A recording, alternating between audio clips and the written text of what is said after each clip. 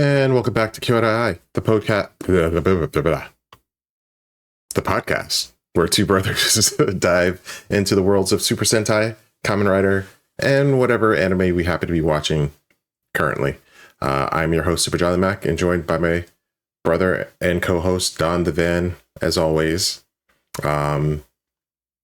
We are signing off to Hurricainger and Ryuki by giving reviews of the entire season this week, as well as updates on our watches of JJK. So grab your drivers, your changers. Let's close the journey out together again.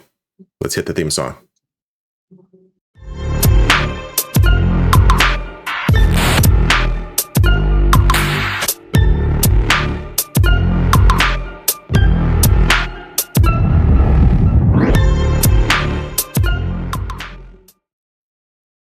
How you been? Been good, man. Well, yeah, I've been good. I've been doing well. Just working, back in the gym. A lot of shows out now, so watching shows, and it's bike weather, bike season. So been riding the bike. You have a bike. Yeah. Yeah, it's so fun. It's nice. It's so nice, especially with this weather. Oh. I am kind of jealous. I would like a bike, but I have been told on many occasions no. But it's still, I'm still like debating whether to do it or not, because you know how I am. Yeah, yeah. I mean, it all depends on what you're trying to do. Like, I have a kind of semi-sport touring bike, so it's pretty. It has an aggressive stance, but it's still kind of comfortable to like commute on, and it's not a super big engine. It's a 2-cylinder 649cc, so it's not that bad. So we'll see. So yeah, but depends on what kind of bike you want. There's so many different kinds.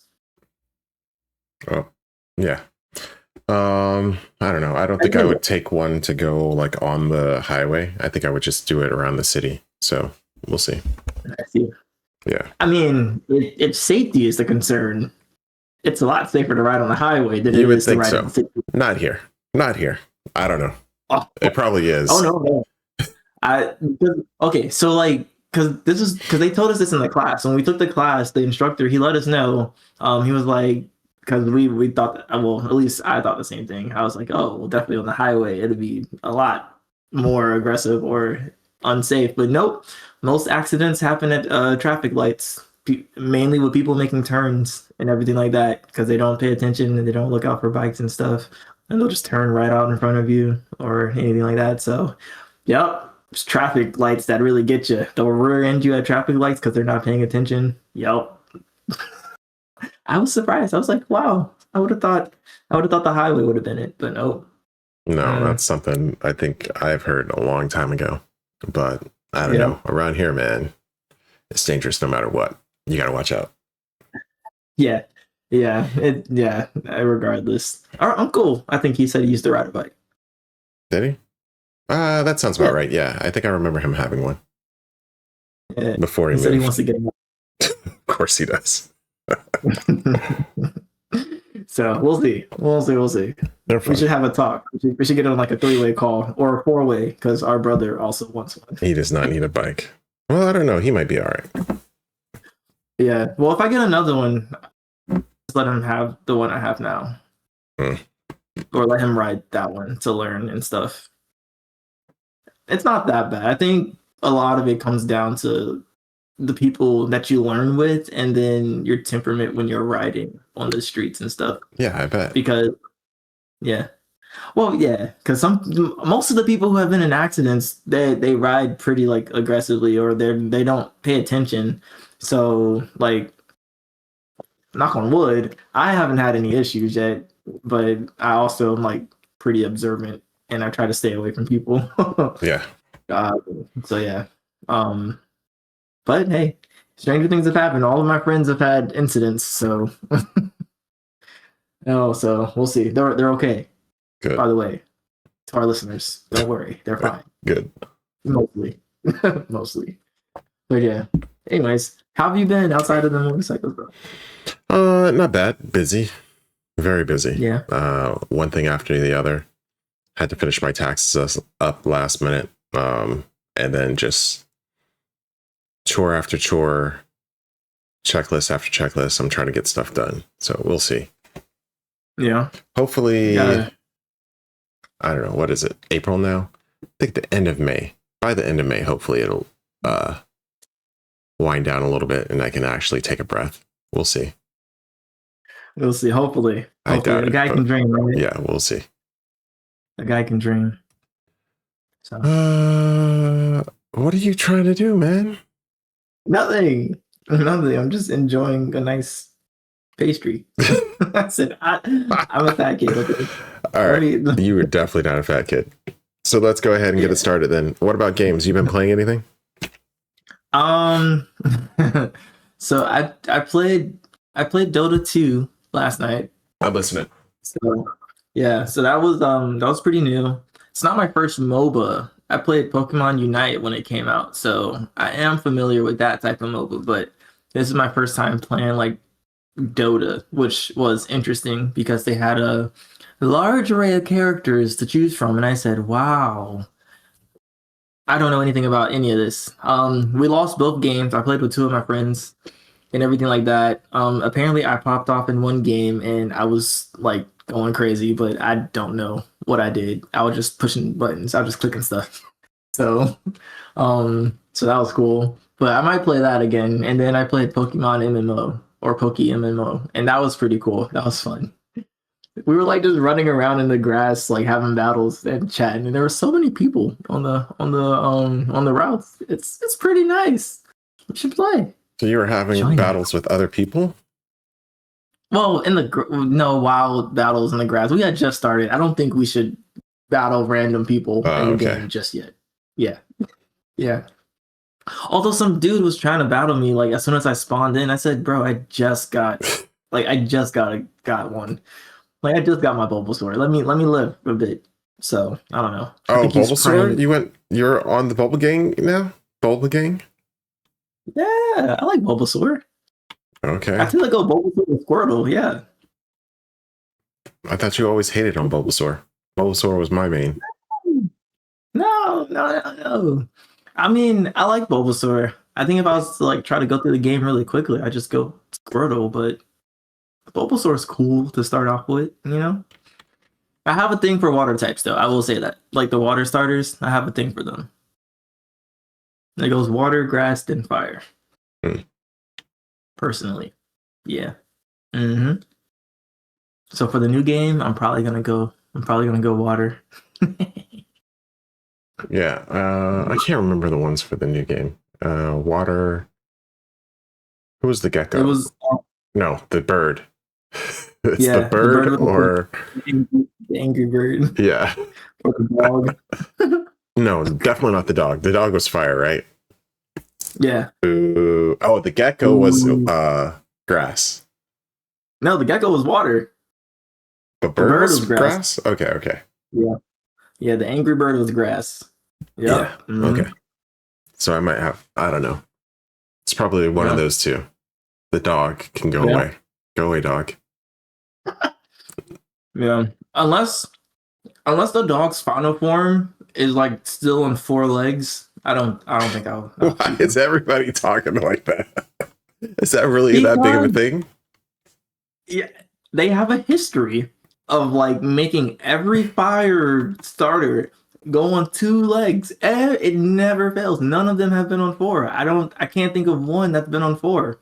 But I mean, they've done it for grass and they've done it for water type. Like Samurott was still on 4. That was cool. I like the design. They're nice designs.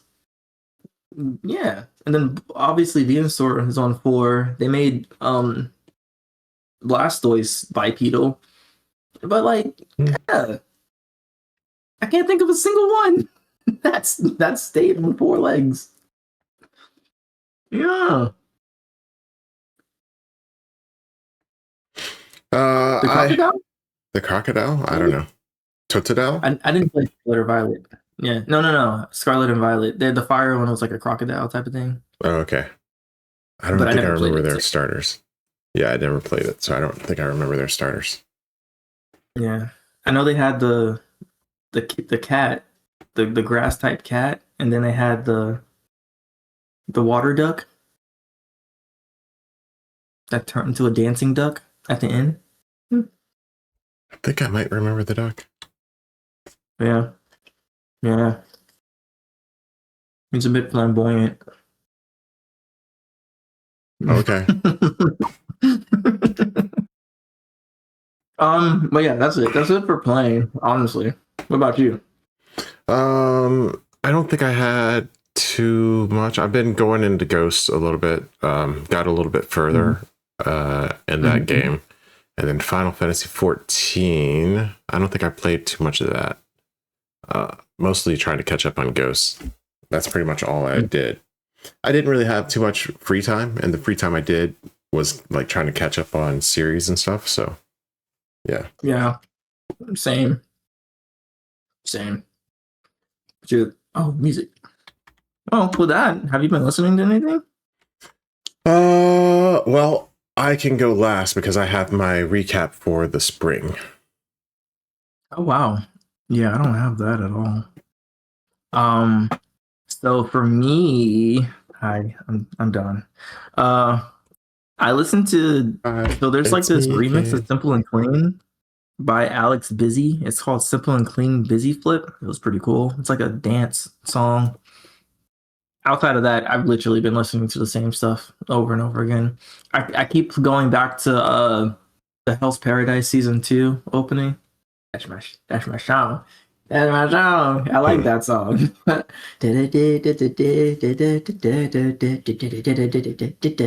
that's my song. Okay. Yeah, I like it.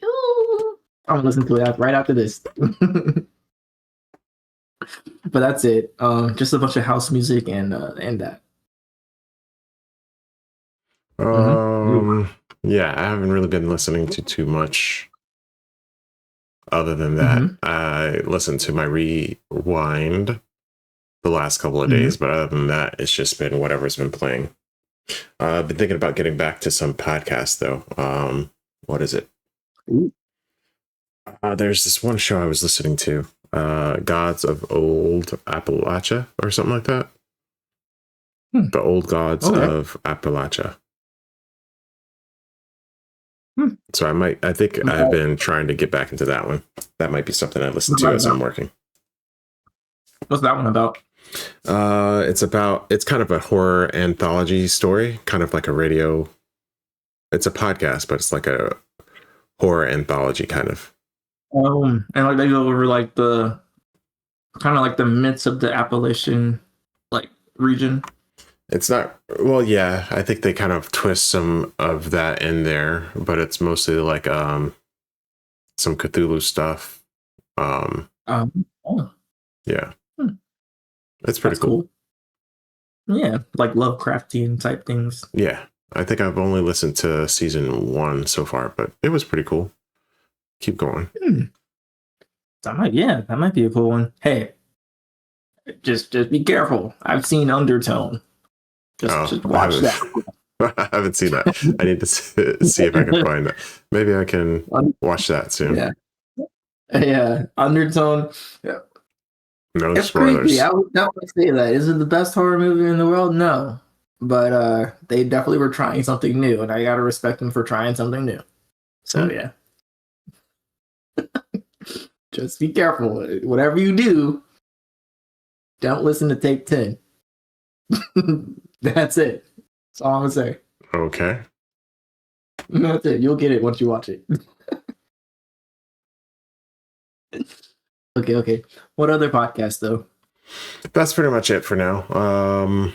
I think Dimension 20 started a new season, so I might check that out, but I haven't yet. Yeah, but that's pretty much it for me, listening wise. Okay. What about watching? You been watching anything? Yes. Boy, have I. I was gonna say I might get back into podcasts also. But as far as watching things, I've been watching. What have I been watching? So I started the the winter season or season 3 of Fire Force. I need to keep watching that.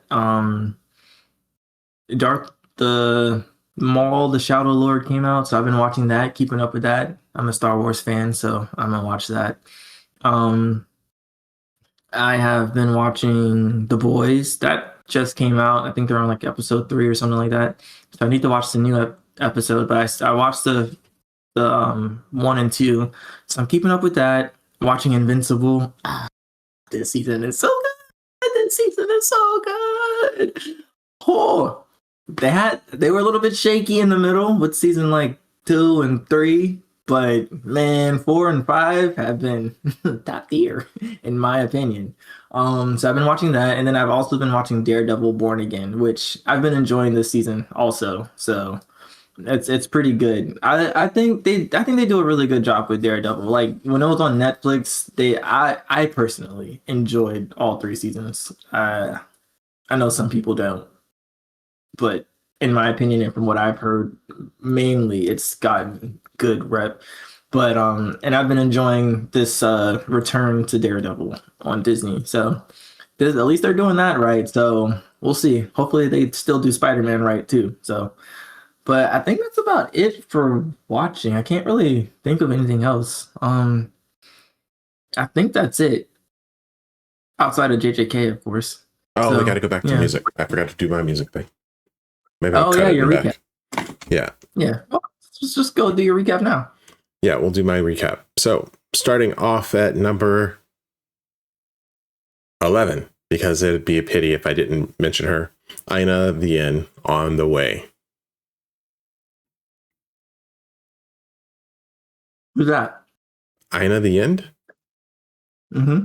DonTheVan opening season. What was the last season? 2? 3? Was it season 3? Yeah, season 3. No, season 2. Wait. What season was it? Wait. I thought it was season 2. Was it season? It was season 2. Yeah, I was right. Why are you trying to throw me off, bro? Guys, that's what I'm here for. All right. So she made the opening to season 2. Yeah, she's the artist that did the opening to season 2 on DonTheVan. That's the song. So it fell off my list to basically number 11.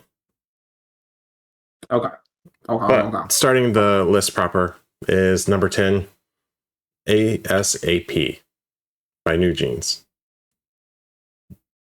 Now, how did this get on my list? It's not even my favorite song from them. Didn't I put you on the New Jeans? Yes. And you put me on that song. So I blame you. I don't know how it made the top 10. Hey man. when it's nice, it's nice. I mean, it's fine, but it's not even my favorite song. Like, I think I like Cookie more. Have you heard Cookie? Yeah. Yeah, I think I like Cookie more. No, I didn't hear Cookie. I've only heard that song by them. I heard it in the restaurant. I was like, oh, my brother would love this. And look at it. It's on your top 10. I don't know how it got there. Cookie, I think I like more. And that's number, 15, I think, on my list. I don't know. But yeah, they made number 10. I don't know how, but it happened. Number 9 is Fujikaze, Matsuri. Always a banger. Huh? I don't know what that is. Matsuri? It's a song. Matsuri. I don't know. Yeah, it's very good. It's got a nice vibe to it. Okay. Yeah. You gotta send that to me later then. Yeah, I'll try to do that. Number 8 is 7. You know what I'm talking about? Not by that one dude? Yeah. Yeah. I like it. I like it. I like it. I can understand why that's on their the top 10. Yeah. It's pretty good. Yeah, I really like that one. I think it's jumped up really far. I can't remember when I heard it, but I was like, okay, this is pretty good. I like this one. Yeah. Number 7 is Propose by Natori. I really like Natori, and it's a really good song. So if you've never heard of it, check out Propose. It's pretty good. Number 6, am I right? 6 is Wednesday Campanella, Waini. It's the opening from Ranma's season, the last season of Ramen. I think it's season 3. No, season 2. Season 2 of Ramen 1/2. Okay. Yeah, I think it's season 2. But it's the opening for it, and it's pretty good. I like it. Okay. Talks a lot about what is it with the tiles? I don't know why the name is escaping me. It's kind of like a tile game that's big in Asia. Starts. Come on, Go. No, not Go. Go isn't with tiles. Go's with the stones. Yeah. Oh, I guess I was okay. Yeah, sure. Wait, is that like the one dragon game that like the board game you got? No, no, never. You know, that's pseudo. This is shoot. Why can't I remember the name of it? And it's huge. Are you talking about the one where you got to match the tiles? That's how you play it over here, but that's not how you really play the game. Are you, like Mahjong? Yes, Mahjong. So it's got a little Mahjong in there. It's got a little cooking in there. It's a pretty good song. If you can understand the meaning to it, it's pretty good. I like it. And it really matches Ranma. And the beat is really nice. I like it. Number 5 is, the rest of them are like anime stuff. My top 10 this season is mostly that. But number 5 is Test Me by Chanmina, which is the opening to Oshinoko. And it's really good. I like that song a lot. I like Oshinoko. I like Oshinoko a lot too, but that song is really nice. I like it. I need to watch the full version of the PV. That's probably what I'm going to do after this. Then number 4, Sinister from Final Fantasy 14. I don't know who sings it. It's one of the songs from a trial. But it's a good one. I like it. The more you know. Final Fantasy 14 slapping like that these days? Yeah. This last expansion had 2 good ones. But we'll get into that second one pretty soon. So, top 3, Your Idol. How is that number 3? I don't know, but that is the song. You know which one I'm talking about? You said Your Idol? Yeah. Isn't that the one from JJK? No. Wait, what's that from? K-pop Demon Hunters. Oh. That is the song. Forget what anybody else has told you. Your Idol is the song. That's insane. I need to find I can't believe that's on your list. Yeah, and that's the only K-pop Demon Hunter song on my list, bro. Because it's the song. You know what I'm saying? Yeah, unfortunately. That's insane. Okay. I didn't expect that one. I will say that. I honestly didn't either, but I mean, you can't hate on that. I mean, number 2, Everything Burns, Final Fantasy 14. Everything burns. It's taking a dark turn. Huh? It's taking a dark turn.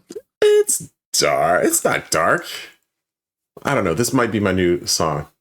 When I come in, this needs to be playing. You know what I'm saying? It's your fight song? Yeah, that's going to be my fight song. My entrance song. Yeah. But with all that being said, what do you think my number 1 is? Oh gosh. 3 guesses. If we're talking anime, it's I swear if you say there's no way it's the free run song. Number 1, Lulu. From Free Run. Yeah. Miss Green Apple. I can't. Oh, that one? Okay. That's not that bad. Wait, that's season 3, right? Yeah. Oh, all right. I'm gone. I'm getting out of here. All right, it's been real. Yo. I'm joking. I get.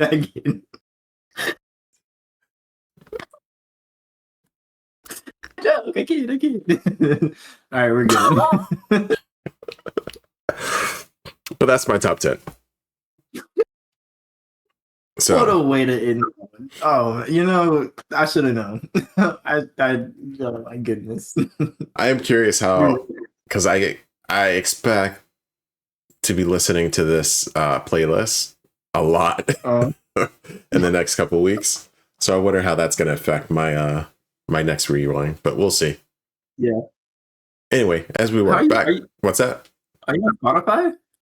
No, I have Google for now. They raised their prices again, so I don't know how long that's going to last. YouTube.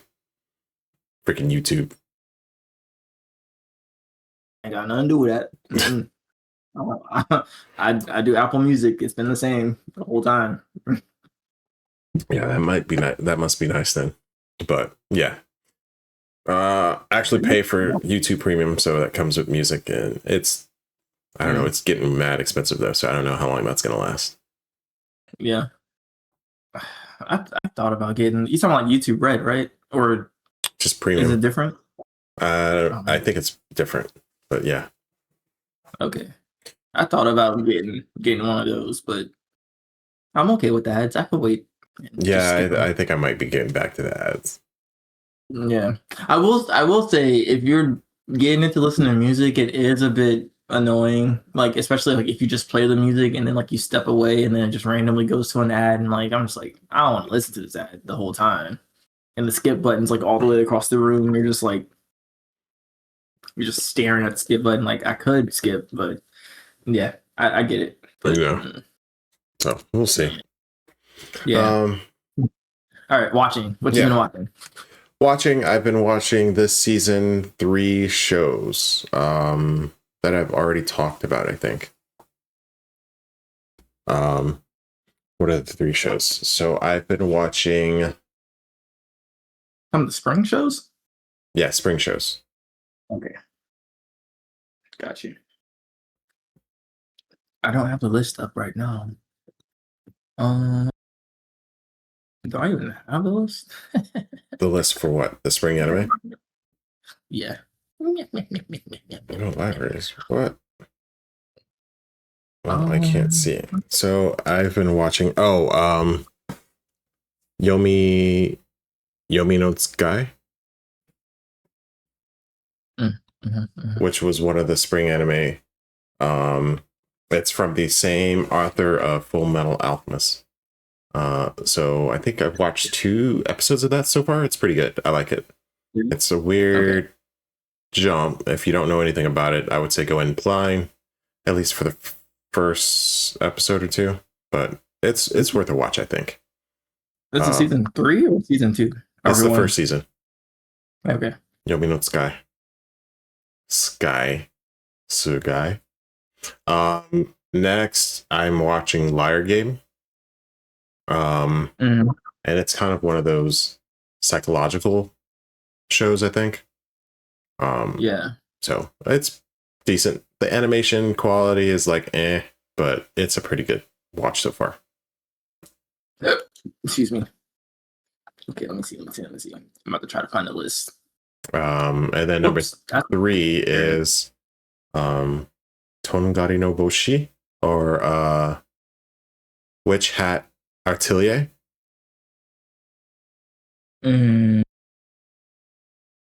Okay. Wait. Witch Hat Artillery? What's that? Yeah, it's slow. It's only on the 3rd episode, I think, so far.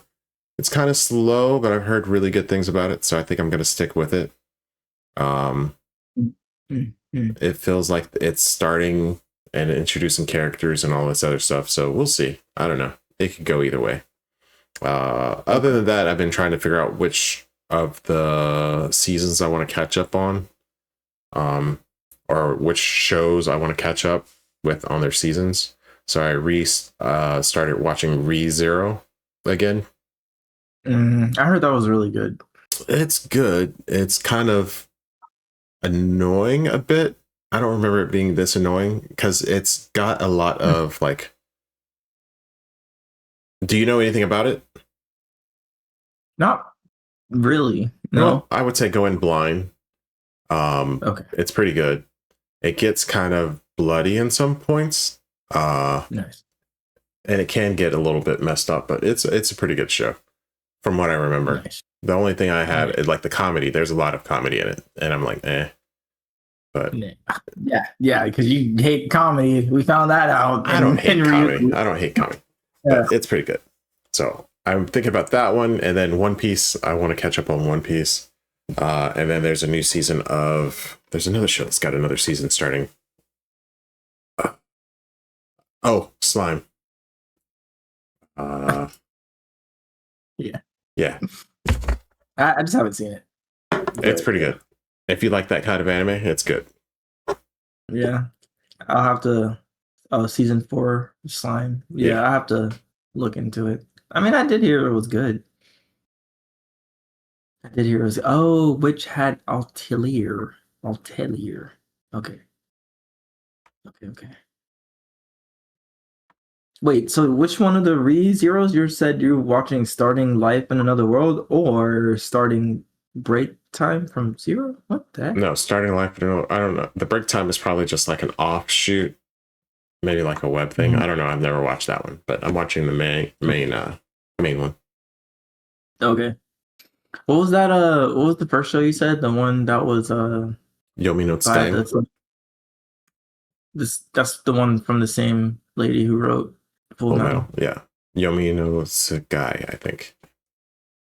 I'm trying to look at the list and see if I can find it. I do not see it. When did it come out? Was it? Yeah, is it too much of a question? Like 2 weeks ago, I think. I don't remember. What's today? Oh, the 16th. 2 weeks ago. Bang. So it's like one of the first ones to come out. Yeah, I think it might have been. Yeah, it might have been. Like the 7th or something like that. I don't remember.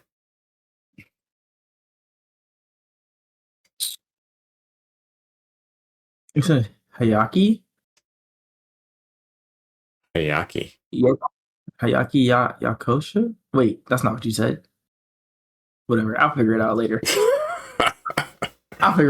That's okay. Yeah. But those are the ones I'm watching. Okay. Oh, I'll watch Rent a Girlfriend season 5. Yeah, good for you. It sounds bad. I'm not gonna watch that. That sounds bad. I have been wondering like which bad show I should watch, but I'm like, I don't know. I started going through the trailers for a lot of shows this season, but I just gave up like halfway through. Because I was like, you know what I will do? I won't watch everything, but I'll at least watch the trailer for everything. But maybe next season. Next season, I think I might do that. Starting next season. Very least. Yeah.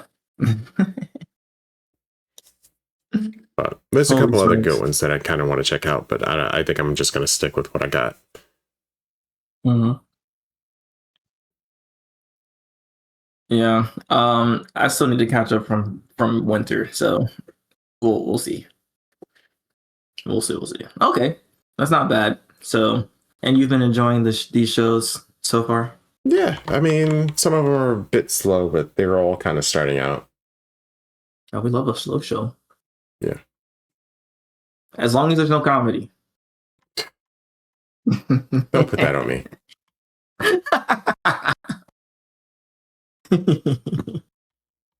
I kid. You do like comedy, just not the funny kind. Oh. All right. Well, is that it for this part of it? Yep. Watching, listening, playing. All right. I guess that means we're moving on to anime. Let's go. Whew. All right, guys. We're in the anime section. JJK season 2. Episodes 31 and 32. Spoilers ahead, obviously, for all of it. Season 1 and 2 included, up to where we are. So we got episode 31, which is Evening Festival. So the battle continues and it rages on between Mekamaru and Mahito. Mekamaru's attacks don't seem to be able to damage Mahito's soul, and Geto definitely lets that be known. He's like, I think you're touching his soul, brother. And then Mekamaru is like, I must up the ante. And like he doesn't have glasses, but I imagine him like pushing up his anime glasses at this point. And then inside, he obviously like decides to go ahead and take on a couple more years in his I still don't understand what it is about this, but he decides to use a couple more years, and so he shoots a special weapon at Mahito that actually does destroy part of his soul and everything like that, and this actually catches Mahito by surprise. And Mahito's like, "Did he actually touch my soul?" "Yes, brother, he touched your soul." And then Geto says that Mekamaru's cursed energy is on par with the special grade curse user, and I was like, "Oh, that's cool." And I think it has to do with like his heavenly pact or something like that.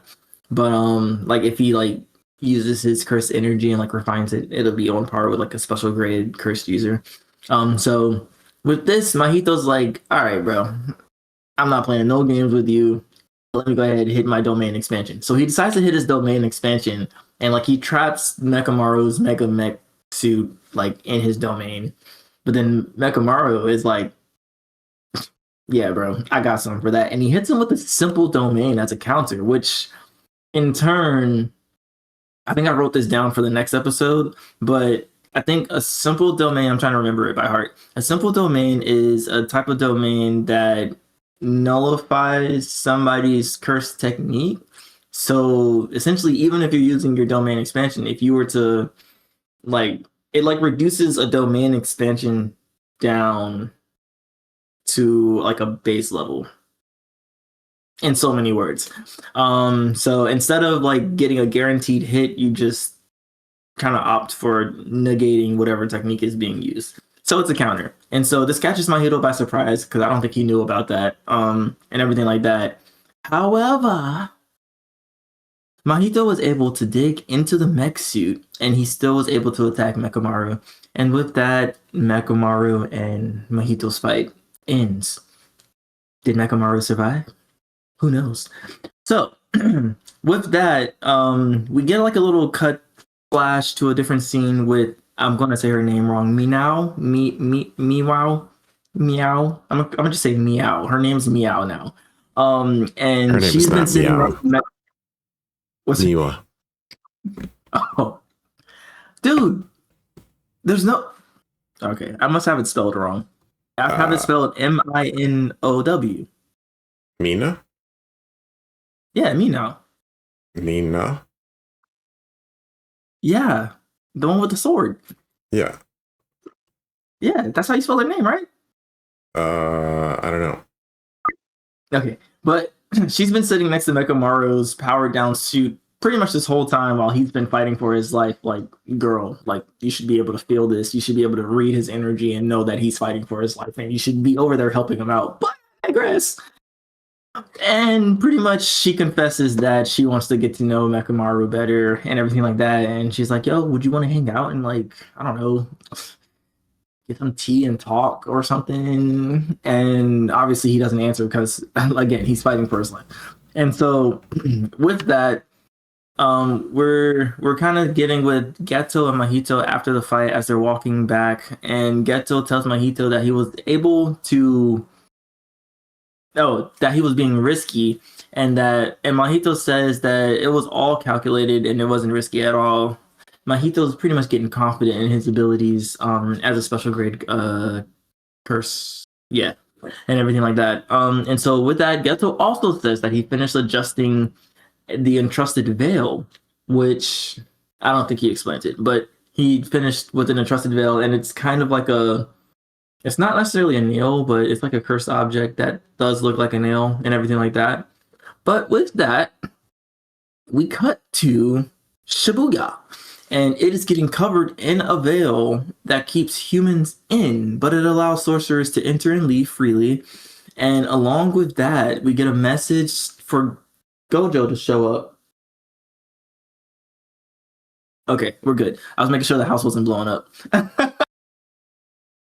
It started making a sound. I was like, what is that? We get a message for Gojo to show up. And also we get like to listen as different Jujutsu teams learn about the Shibuya event that's happening as the veil is coming down. And like I think we get to see Maki and Nobara on the team. And pretty much what the teams are the sorcerers who got nominated for grade 1 are split up into their different teams to go on missions, and they're all hearing about this event. And so with that, we just kind of wait to see if Gojo arrives. Spoiler alert, Gojo arrives. All right. What did you think about this episode? Because that's where it ends. I think it was good. Well, I thought it was okay. So I really didn't feel the Mekamaru fight.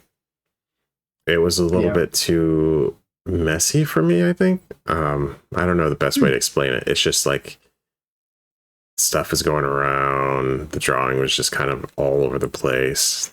Okay.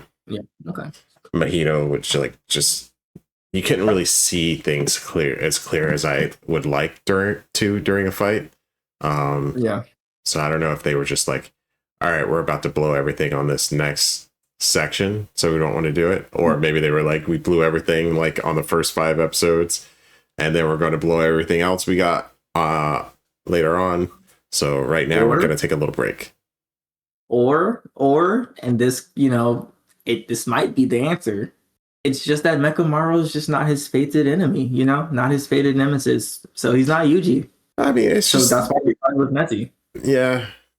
But I also didn't really like giant Mekamaru, so it's like, I don't know. I wasn't really into it.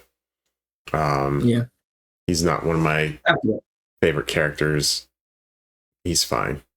And also, her name is Miwa. How do you spell it? Miwa. Miwa. Where did I get me now from? I literally put the subtitles on, and like I watched it when they said her name, and that I could have sworn that was what it was. All right, Mina. Okay, gotcha. Miwa.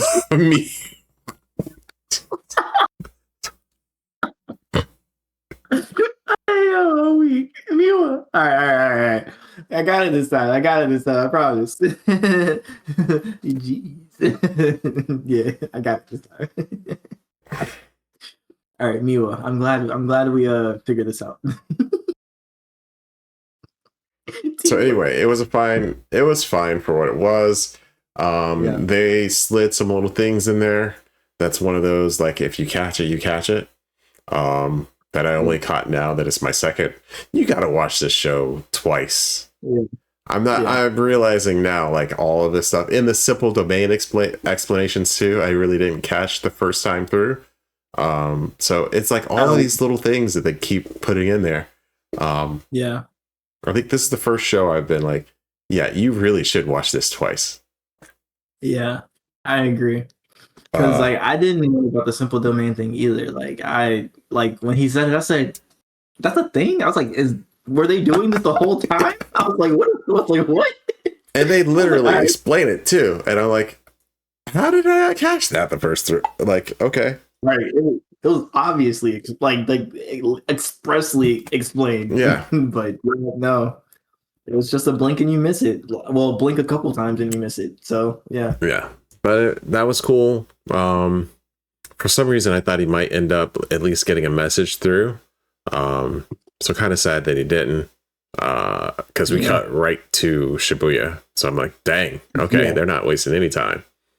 Yeah, they didn't stay with him at all. Like they just had like that little moment and then just cut to them walking and cut back to Shibuya. I said, wow. So what happened? Like for real. So yeah. So I'm ready to see what happens next. But decent episode. I won't give it too much negativity. Yeah, not my favorite art style for this episode, but they've been hitting every other episode, so I'm fine with it. Yeah, I feel like this one. Honestly, I thought this episode was more of like a transitionary setup episode. I don't think it was too bad, which is kind of crazy for them to throw in an explanation of like simple domains also in a transitionary setup episode. But then again, they do explain it in the next episode also again. So, which again, I don't know how I missed it. if they explained it twice, 2 episodes, and I don't know. I missed a lot, obviously. Yeah, you gotta watch it twice. But okay. Anything else for this one? Nope, I think that's it. All right. We are heading to episode 32, the Shibuya incident. With this one, Gojo is scoping out the scene. He's kind of seeing what's going on, trying to figure out where he needs to be. So with that, he discovers that there's another veil inside of the first veil, and it traps non-sorcerers inside. And with this, we kind of cut to Team Mei, which is made up of Mei, Ui, her brother, and Yuji. And Yuji pretty much says that everybody should go help Gojo. And Mei is like, I mean, it would make sense. And so with that, a veil is placed on Meiji Shrine Station, and that's where Team Mei decides to go instead. And so with that, we cut back to Gojo, and Gojo drops onto the metro line to see Jogo, Hanami, and the other blood brother whose name I actually missed. I can't remember what his name was. And like I didn't hear it at all in the episode. And so with that, he finds them just kind of waiting on the train tracks, and with that, they cuts back to Team Mei. There was a lot of cutting like around. It cuts back to Team Mei, and they're getting updates on what's going on, and that the inside veil, it keeps sorcerers from entering as well. So the outside veil pretty much keeps humans in, but sorcerers can go in and out as they please. But the inside veil keeps non-sorcerers inside, and it keeps sorcerers out, except for Gojo. So, and so with that, we have Mei is gonna scout she was kind of scouting out the place with the crow. She can use that like curse technique to see through crow's eyes. But they get sniped out the air, and they believe that Mahito, or as Yuji calls him, Patchface, is between the barriers keeping them up. Like they think there's a strong curse that has to be like watching over the barrier to keep it up, or anything like that. And so they decide to split up and to take different entrances so they don't waste time saving the citizens trapped below, or civilians, I mean, trapped below. And so Yuji goes one way, Mei and Ui go the other way. I don't know if I'm saying his name right.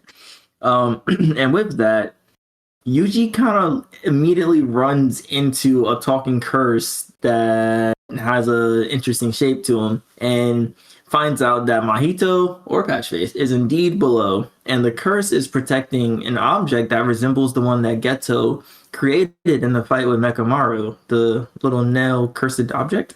And then grasshopper curse equals clever? I don't know. So Itadori eliminates the grasshopper curse and drops the veil. Also, super fast hands. This guy was going stupid. But we all know that from Yuji. And so with that, we cut back to Jogo and the gang surrounding Gojo with regular humans to try to hinder him in a fight so that he can't fight freely or use his domain expansion without killing all of the civilians. And so with this, they immediately try to throw hands, and Jogo and his crazy hot-tempered self just starts offing people left and right, as he does. And he's like, hey, Gojo, don't you want to, like, I don't know, surrender or fight us? Like, yeah, you can't fight at your full strength, huh?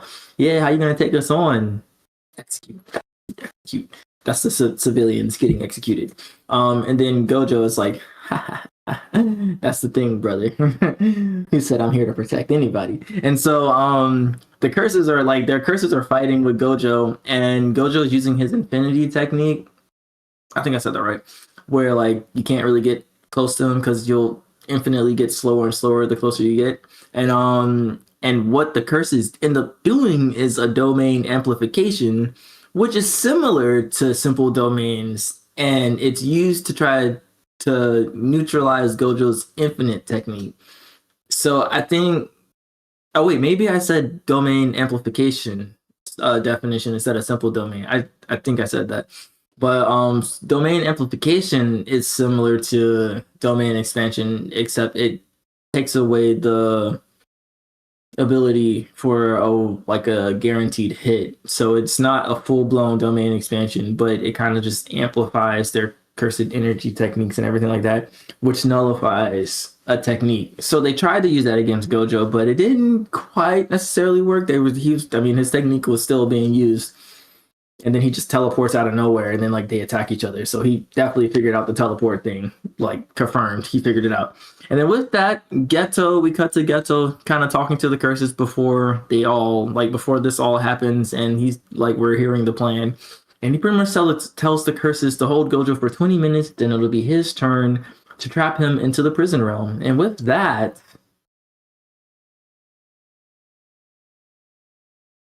the episode ends. What'd you think about this episode? It was good. I liked it. We got to see kind of what they're slowly revealing what's going on. We get to see them start scrapping a little bit. Yuji doing his thing. Gojo's starting to get into his fighting as well. It's funny that even with Jogo and Hanami, they still couldn't touch him. Yeah. So it's interesting to see what Gojo's gonna do with all of the human casualties that are like around. Is he just gonna shrug it off? Because that kind of seems like the type of guy he is. He's just like, yo, I gotta take care of business. Sorry. But that's what's gotta happen. And Geto seems to have had a really good plan so far, so who knows what's about to happen. Yeah. Who knew that he was a master tactician? Like his plans have been working. Like they've been working all through and through. Ever since the 1,000 Curse March, they've been working. Well, after that, obviously.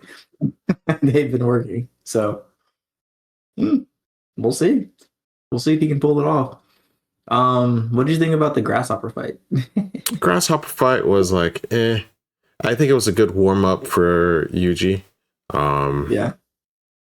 Kind of shows how much he's grown battle wise, and why he's being considered as a first grade.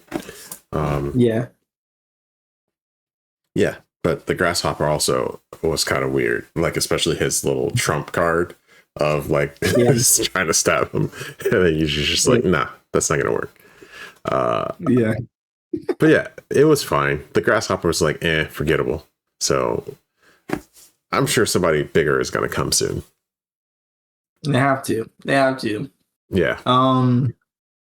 I don't think we saw Mahito in this episode. I'm trying to remember, but I don't think we actually saw him in this one. So I think we get a glimpse of him because he's like, oh, I want to go and fight whoever that is, but I got something to do. Oh, yes. Okay. That's what it was. Yeah. I was like, I couldn't when I saw his face, but I can't remember what exactly he said. It wasn't enough for me to put it in my notes. So I was like, Yeah. Okay. Yeah, I agree. I think this was a good warm up. I like the fact that we got to see Hanami and Jogo start to kind of ease into the Gojo fisticuffs and everything like that. I don't know. Oh, and we got to see Blood Brother 3's kind of technique used a little bit. Like he did a little bit with it. He didn't do too much, but he did a little bit.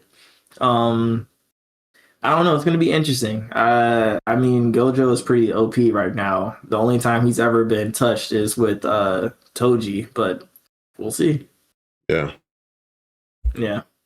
But anyways, that is all for anime. So we're getting into the thick of it with the Jujutsu Kaisen season 2. So I'm excited to see what happens next. But with that, we can go into our Toku review. So for this week, we finished off Ninpu Sentai Hurricaneger last week. So this week, we're just going to do some reviews of Ninpu Sentai Hurricaneger and Kamen Rider Ryuki, and talk about the full seasons of both in our normal review. So let's cut over to that now.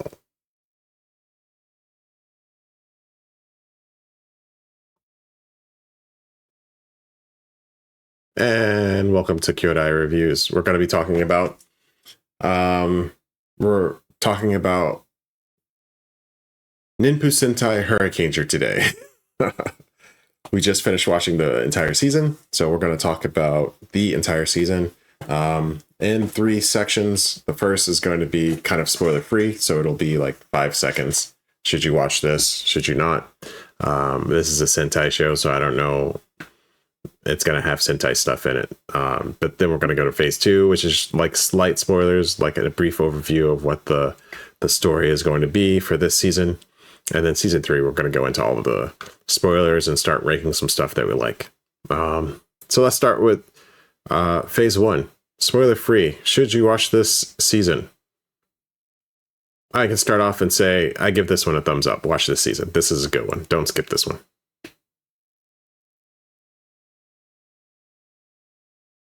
I think Don gives it a thumbs up too. You should watch this one. This compared to the last one, watch this one. Yeah. Just forget the last one. Watch this one. You can watch the trailer. Mm-hmm. I'm not sure what the trailers show, but there's nothing you really. I don't know. Sentai and Kamen Rider, you probably can't be spoiled too much for them. Yeah. So we'll go ahead and go into phase 2. Brief overview. This season of Sentai is ninja themed, and we have our heroes fighting against the evil ninja school Jakanja. Ninja gang Jakanja. But they basically go in a fight to try to save the world from them because Jakanja is trying to destroy it for some reason. The end. That's it. Yeah. Pretty good. I like the ninja themes that they put into it. I think they were pretty much action-packed from the beginning to the end. They really didn't have any slow periods this season, in my opinion. They kept going at a steady pace. And it was pretty good. I liked it. Yeah, I agree. I think this one had more, I'm not going to say character development, but the storyline was more cohesive for sure than the last season. I would say if you enjoyed the Time Rangers, you'll enjoy this one. I would say you can definitely find yourself getting attached to some of the characters. I'm going to compare it to Time Ranger because I don't even remember the name of the one before this one. Power Ranger? No, I don't even know. No, only name. I don't even remember his name. Oh no, Ryuki. What's my guy's name? Roki?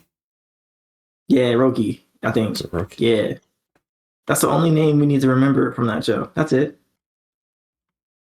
But anyways, I would say compared to Time Ranger, you can find yourself getting more attached to the Time Ranger characters than you would the characters from Hurricainger. However, you still can get attached to the characters from Hurricainger. I think they did a really good job at showcasing the personalities of the individual characters, even on the villain team and everything like that. There was a lot of personality in this show, and I think that was one of its saving graces. Like it was moving at a good clip, and it also had like a lot of personality to it. Yobaiba and the other chick, their names we can remember them from Power Ranger 2, but that's it. Tsue. Tsue and Yobaiba, yeah. You mean the ones you didn't remember? Yeah, the villains, the big 3. Yes, sir. That's it. But yeah, I would say that it was good. It was good. For like, yeah. Then let's go ahead and talk about some things we really liked about the season. Yeah. Full spoilers. Yeah, full spoilers. We're in the spoilers, y'all. We're in the thick of it. All right. You want to start it off? Or you want me to do it? Go for it. Okay. Everybody dies. I'm trying to remember. I don't think yeah. Actually. No. Actually. No. They don't stay dead, at least. What does that mean? people died. Everybody. You're talking about everybody. All right. Yeah, I know what you're saying. Yeah. all right. Yeah. Anyways, it was good. Honestly, I don't even know. Honestly, I'll be real. I don't even know where to start. One, Hurricaneger, never knowing his true identity. I think that's a plus. I didn't know how I was gonna feel about it at the end of the season. I was like, they gotta at least like show him, but they didn't, and I was like, I'm gonna be mad if they don't. But they didn't show him, and I wasn't mad, and I kind of like that.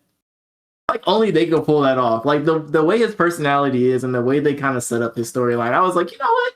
I can't be mad. And then that little ending scene and when they went to like the restaurant and then like they had all of his identities there. I was like, all right, you know what? I can't be mad. Is he dead? Is he not dead? The world may never know. So yeah. I like that. I will say by the end with it being born, I mean that might be the only thing where I'm just like it was the little anticlimactic for me. Granted, the whole season of building it up was great. I was like, all right, I would have thought that I would have been sick of it like early on in the season, but they kept it going the whole time, and I wasn't that sick of it. And they found a way to make it interesting, like bringing in new concepts to keep it fresh.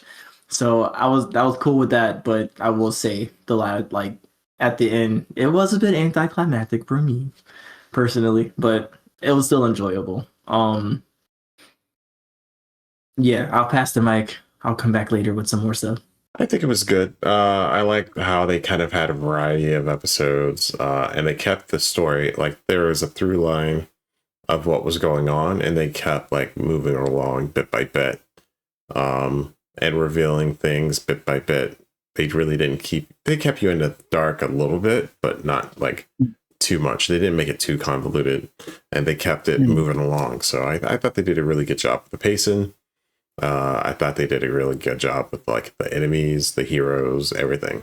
So even kind of like the one-off episodes I thought were pretty cool. Starting with 3 Rangers and then getting the extra 2, I was like, okay, well, we're done. And then having Hurricaneger come in after that, like that was shocking even for me because I didn't realize there was going to be a 6th Ranger. So I'm like, oh, okay. Yeah. And they all had their kind of like their variety of talents and abilities. So I thought they did a good job balancing everybody. Yeah. Agreed. I will say I was surprised to see Hurricaneger too.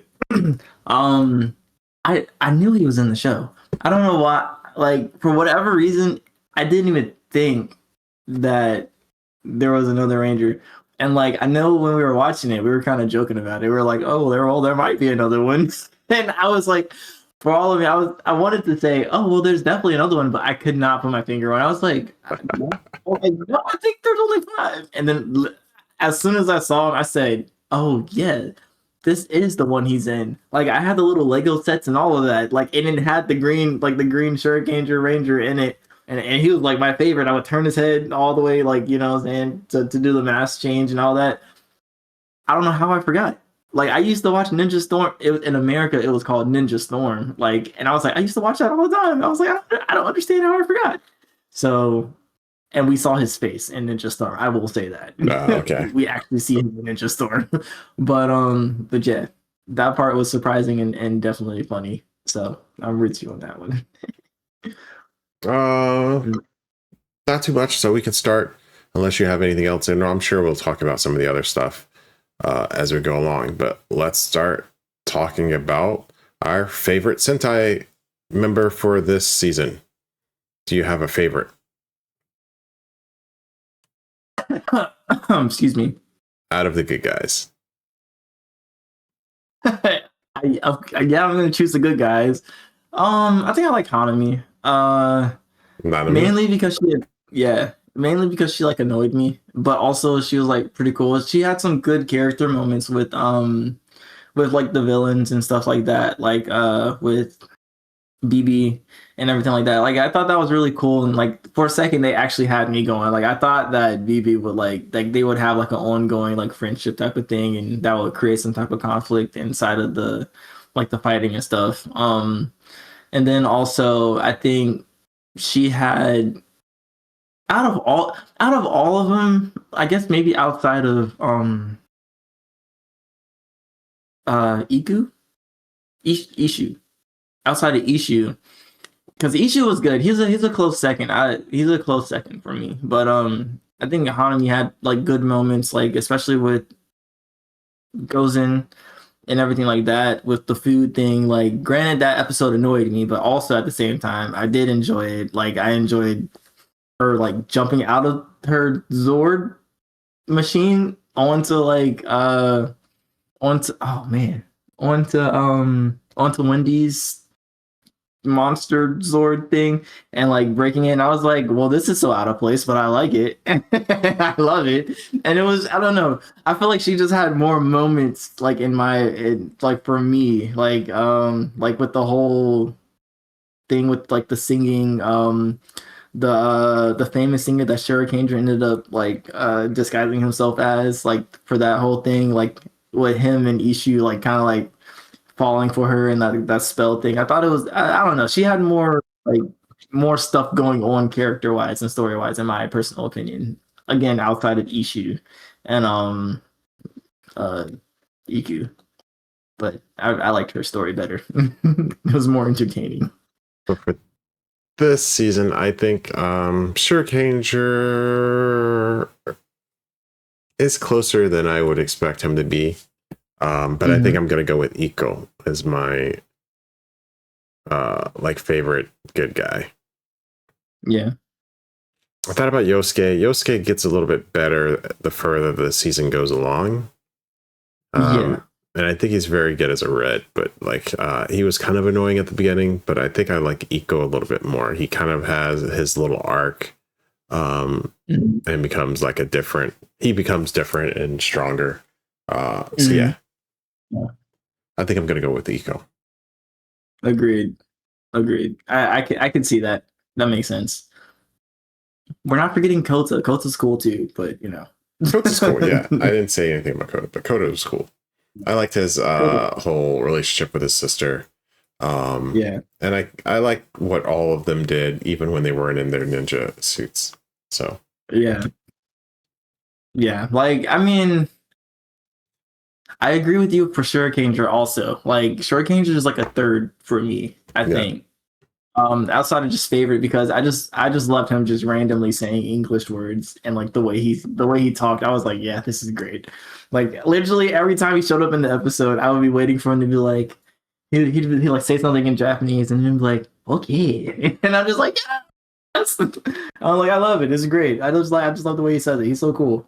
But again, I think in where he like flew high for like stuff like that, I think he did fall flat for like other things. So that's why he was third for me and not up there. Yeah. But I see you with Iku too. That makes sense. I just didn't like his voice. I mean, I liked his voice, but nah. I guess next up would be our favorite villain off the villain squad. I think, I mean, isn't it Wendy for us? Wendy, you know what? I was gonna go away from it, but Wendy is one of the better ones. Dude, I found myself like wanting her to like pop up in the little like the heart thing to explain what she was doing like every episode. I was so upset when they stopped doing that, but yeah. Okay, seriously. The bad guys had a pretty good squad too. So, but yeah. Wendy was cool, B was cool. Yeah. Who else? Furubijo, Chuzabo was fine. Manmaru. Yeah. He was cool. He had the most smoke. Like him and what's this, Satoru?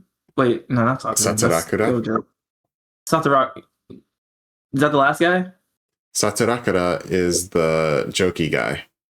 Sendaru was the last guy. Last spear, seventh spear. Sendaru. Yeah. So like I'm saying Yobai, but Satoru and wait, say it again. Satarakura?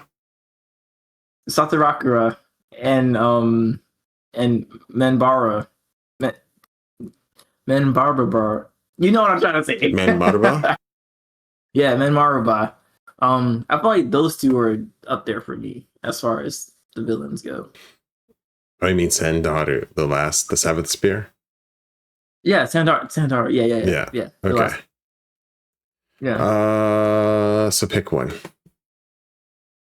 I'll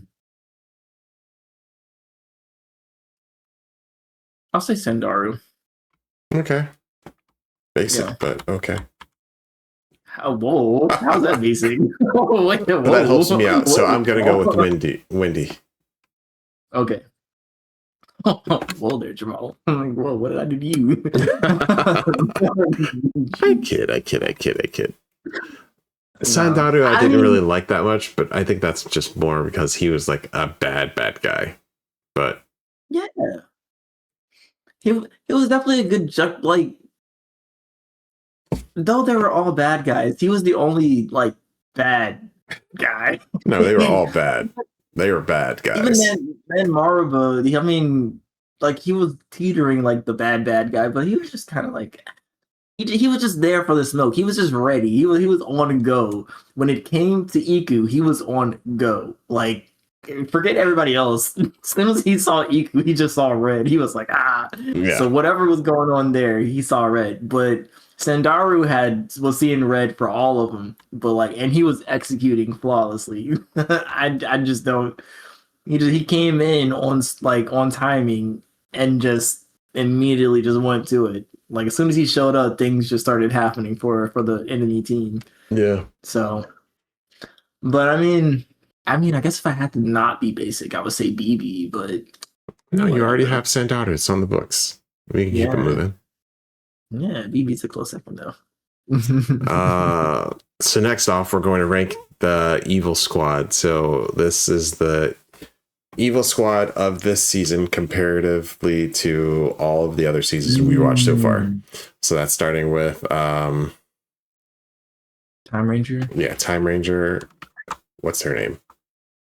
Gal Ranger.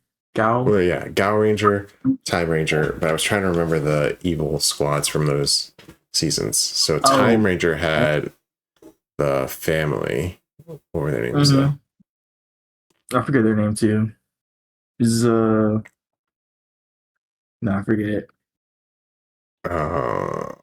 Let's see. Well, we can start. Time Ranger had the family. What's that? Time Ranger had the family. The Gal Ranger had the wait. Gal Ranger had the trash people. Or not the trash people, the people who like transformed from like the dissolving world. Yeah, that's right. So Time Ranger had the Lunders family. There it is. So Lunders. I need to make sure I write the note of that. And then the Gal Ranger had what did Gal Ranger? Yeah, Gal Ranger had the orgs. Yes. Yeah. The orgs. Well, that's orcs, but whatever. Yeah, and then Hurricaneger had these guys. Evil Ninja Team. Jikanja. Jikanja. I'm bad with so I'll start it off then. Yeah. I'm going to put number 3 is the orgs. I really didn't like them that much. They were fine for the most part. I wouldn't even put Yabaiba and Tsuetsue that far ahead of the other orgs. Really? Yeah. But just a lacking organization from the beginning to the end. Second up, I think I will put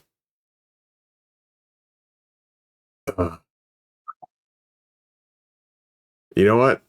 Recency bias might be a thing, but I'm going to do it Lunders. Originally, I thought I would give it to Jikanja, but I think second place is going to go to Lunders and first place is going to go to Jikanja. Jikanja just seemed to be hitting on all the Like they had a goal, they kept Mhm. on that goal, and even though they didn't get it, for the most part, they were like great villains.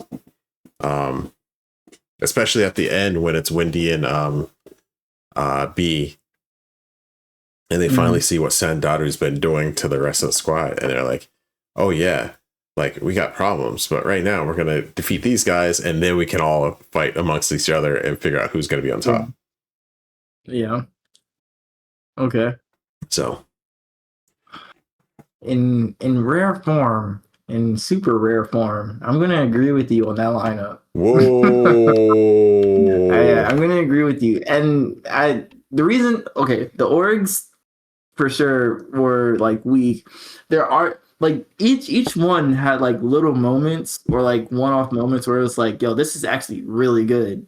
But it's like for consistency wise, like you said, I think what are they called again? The Jaranga, Chikanja. the Jakanja. The Jakanja just were consistent the whole way through, and they were organized, at least more organized than the others, and they had a goal that they were working towards, and it made all the difference as far as the pacing of the story. So, but the orcs were like, it's like I don't want to put the orcs down there because my guy Roki is like in there, and he's literally the best villain out of like all of them, out of like the 3 seasons we've seen, the best villain that came out, hands down. My man was on timing, and he was going stupid. He was going dummy. Like the only reason he didn't win was plot armor. I promise you, that's the only reason he didn't win. My guy was out there violating monstrously. So I feel like, I wish he could have been on I think I just said it. Garanga team. What's it called again? Chikanja. Jakanja team. He should have been on the Jakanja team. If he was on the Jakanja team, it would have been a different story. He would have been wiping the floor with them. It would have been him and Sandaru.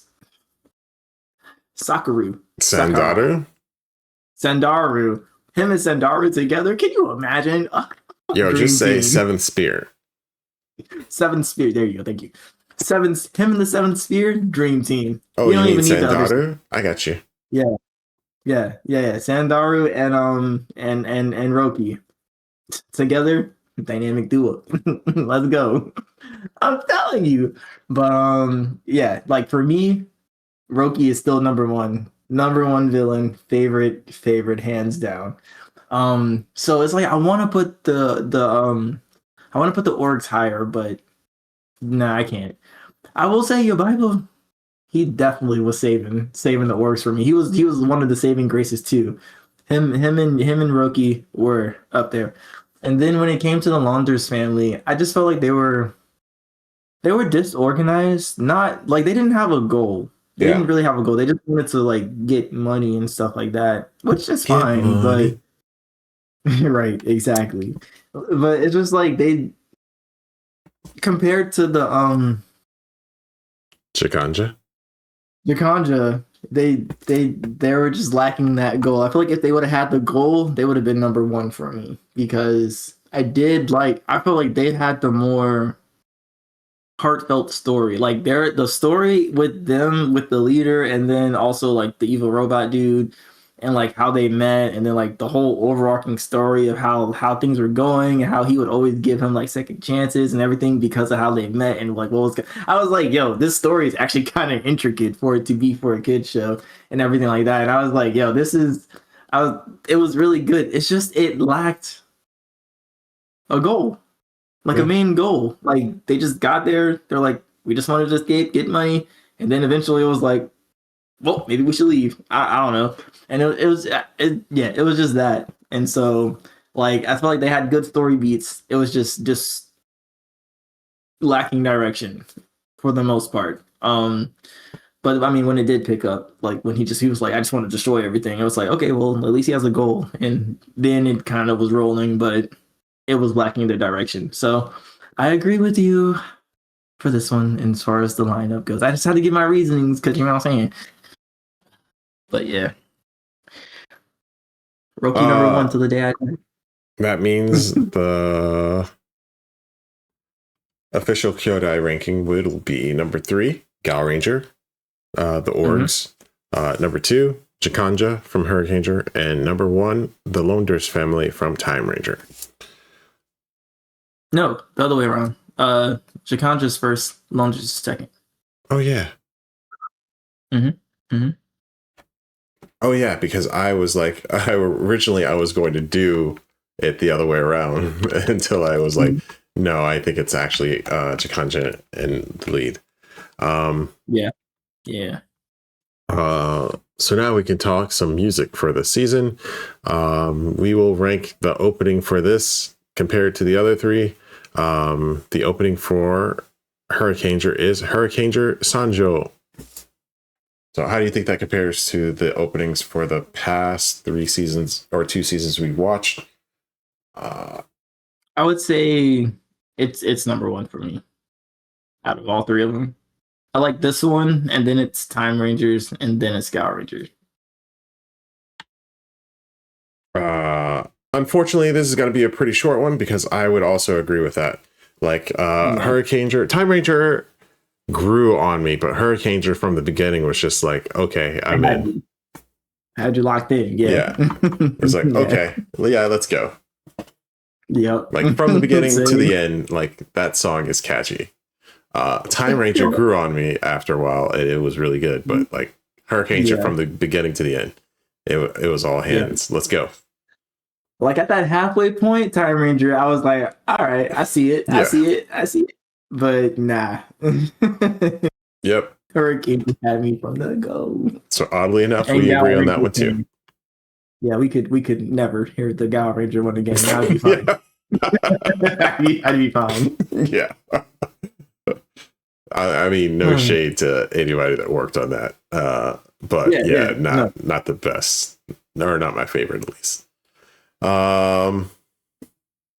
Yeah, so then I guess all that's left is to rank this season compared to rank all of the seasons we've watched so far. So we've watched Mirai Sentai Time Ranger. Yeah.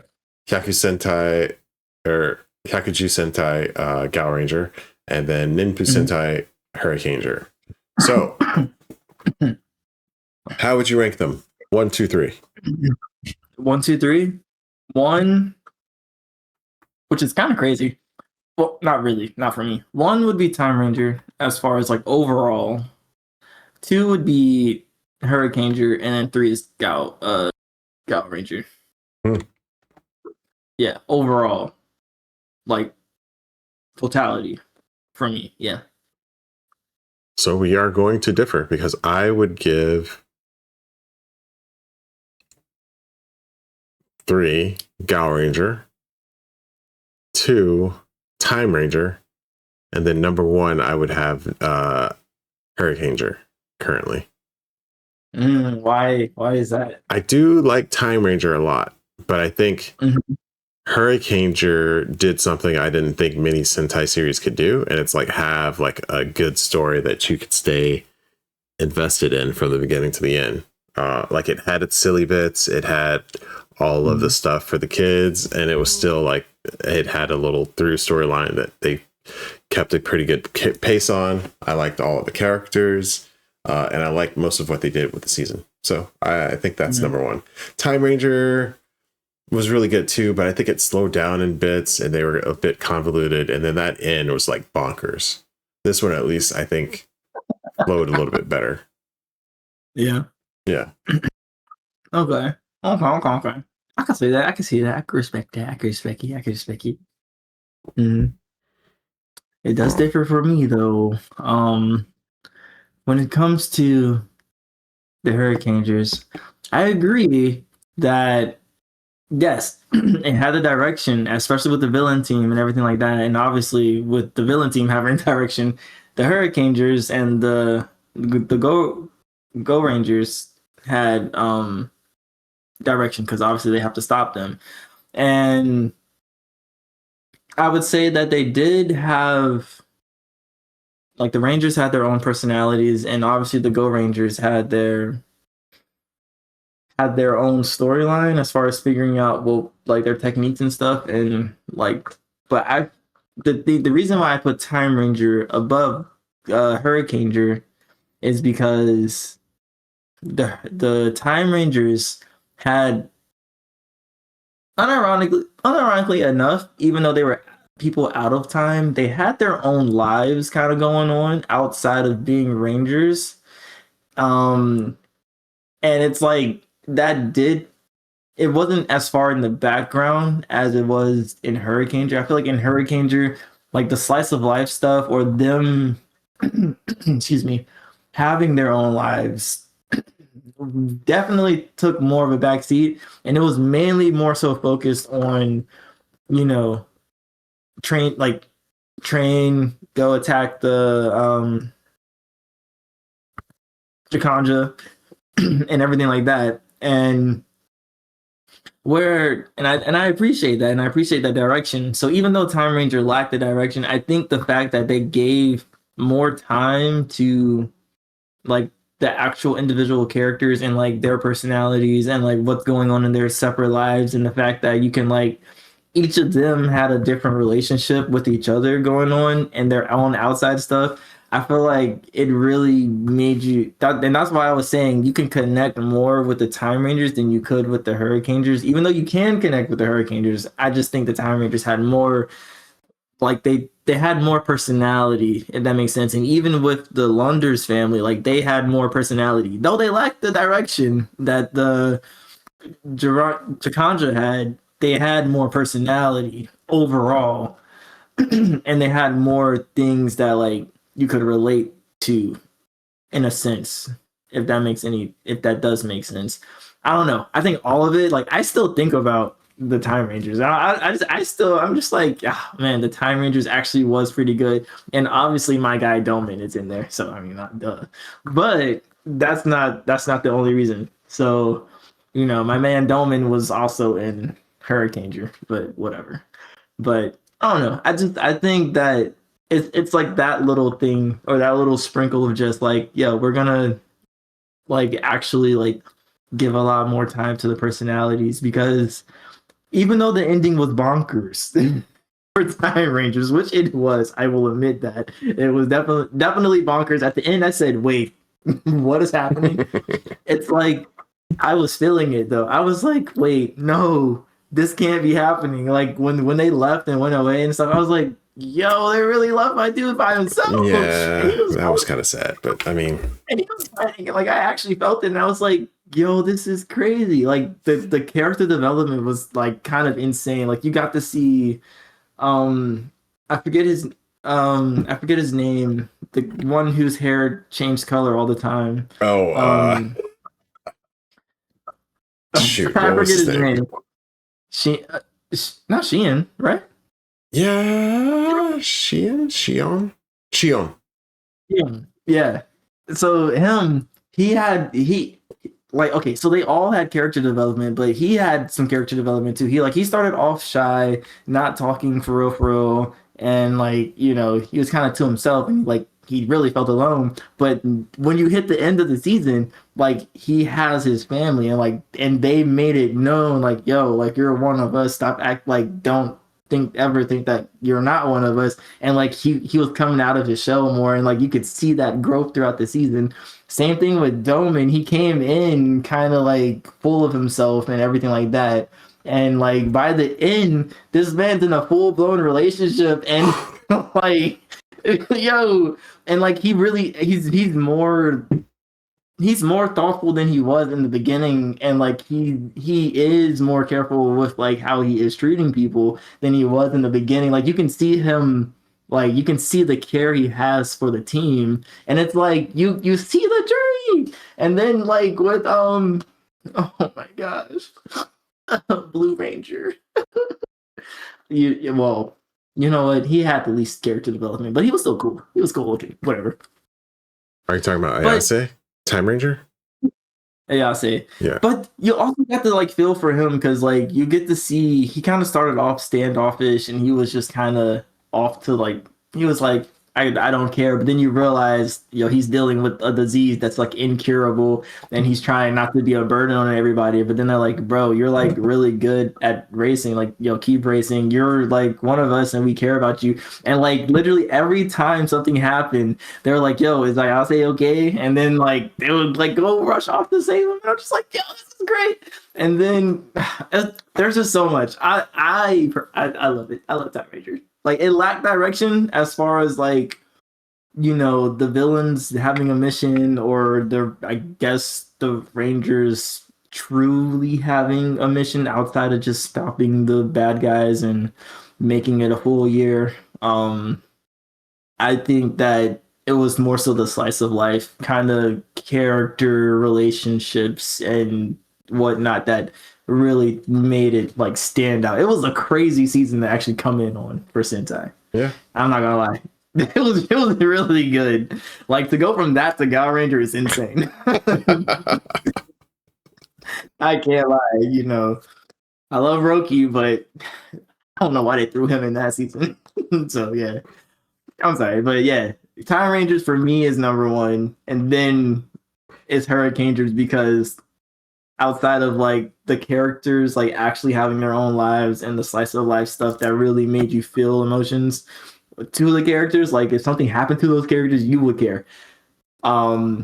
With Hurricaneger, not really, but it was so cohesive and it like flew. It was you were locked in. So it's a second for me.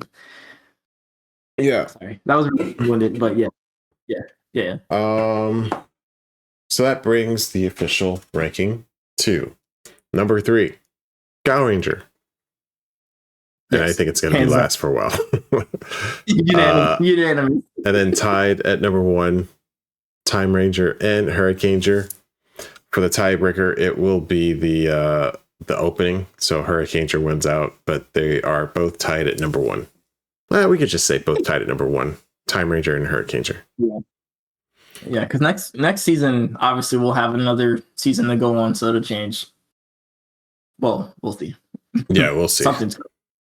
Something's going to change. Something might change. You never know. It could stay the same. Well, I mean, Power Ranger's still going to be last. Yeah, whatever. You think? I don't know. We'll see. I don't know.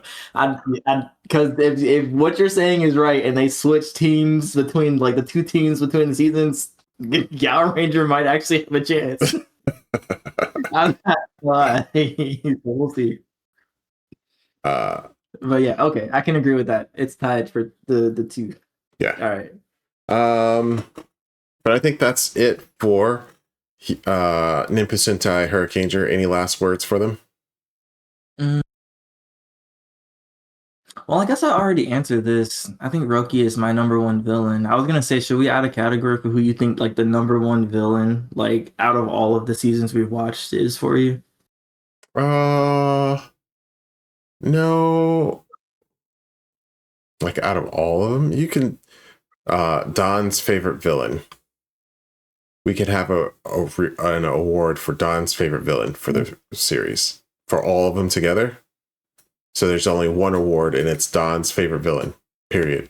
No, I have an idea for all of it. It's like your favorite, like it has to do with all of the seasons, but it's like your favorite, like 6th Ranger, or like and since they had like the additional, and then your favorite, like.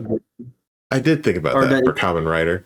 We could do the 6th Ranger too if you want to. We did the favorite Sentai member, which includes all of them, because some seasons don't have a 6.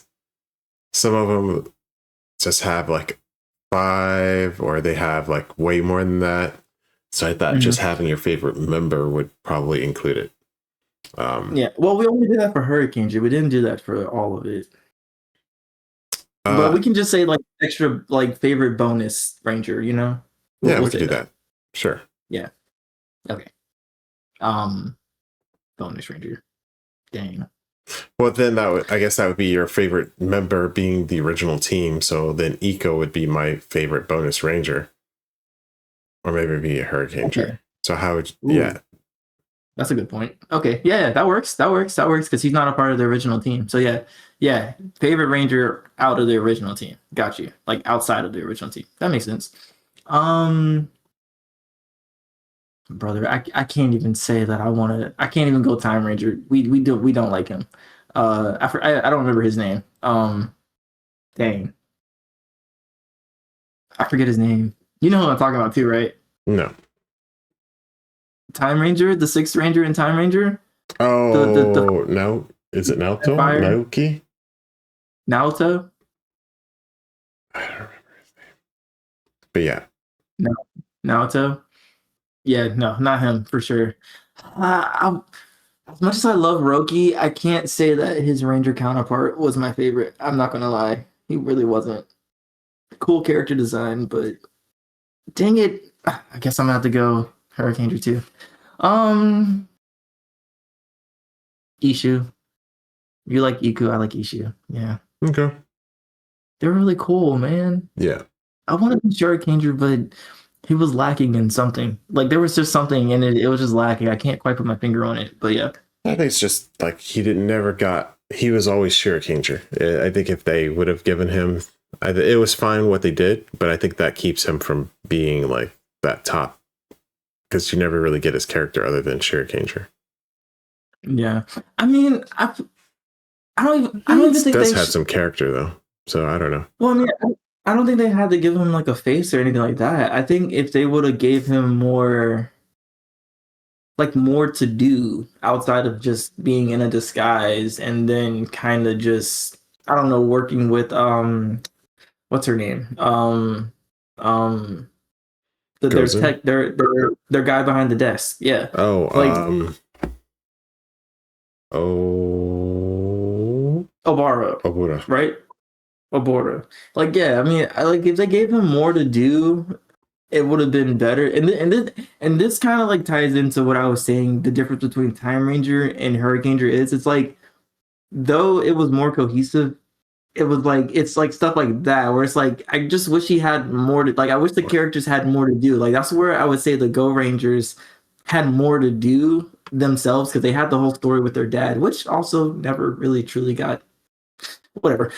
They had the whole plot line with their dad and like trying to figure it out, and each of them had their own separate like storyline, so it's like that made sense. I think at the end when the Rangers like died and stuff, I felt like I was like, yo, not the Go. I was like, bro, they just started like because like they started off as like antagonistic enemies, and then they became friends, and like they're working together, and it's like they had a full story arc, but it's like for the Time Rangers, all of them had that. So it's like, that's where I was like, I wish they had more. I wish what they did for the Go Rangers was overarching. So, but yeah. Anyways, okay, I'm with you. Go Ranger. Iku. Yeah. Yes. Yeah. Wait, am I not saying it right? Go Ranger. Go Ranger. Go Ranger. Oh my goodness. You know what? The whole season, I never said it right, so it's cool. At least I said Hurricaneger right. Okay. But yeah, that's it. So we can do the villains and then favorite bonus ranger. Okay. But I think that's it for Ninpu Sentai Hurricaneger. Yes. Any last words? No. So next up is going to be Bakuryu Sentai Abaranger, which I have never seen, so I am interested in watching this one.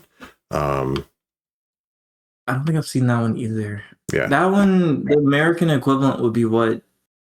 SPD or something? No, SPD would be SPD. This isn't SPD. I've seen SPD. Okay.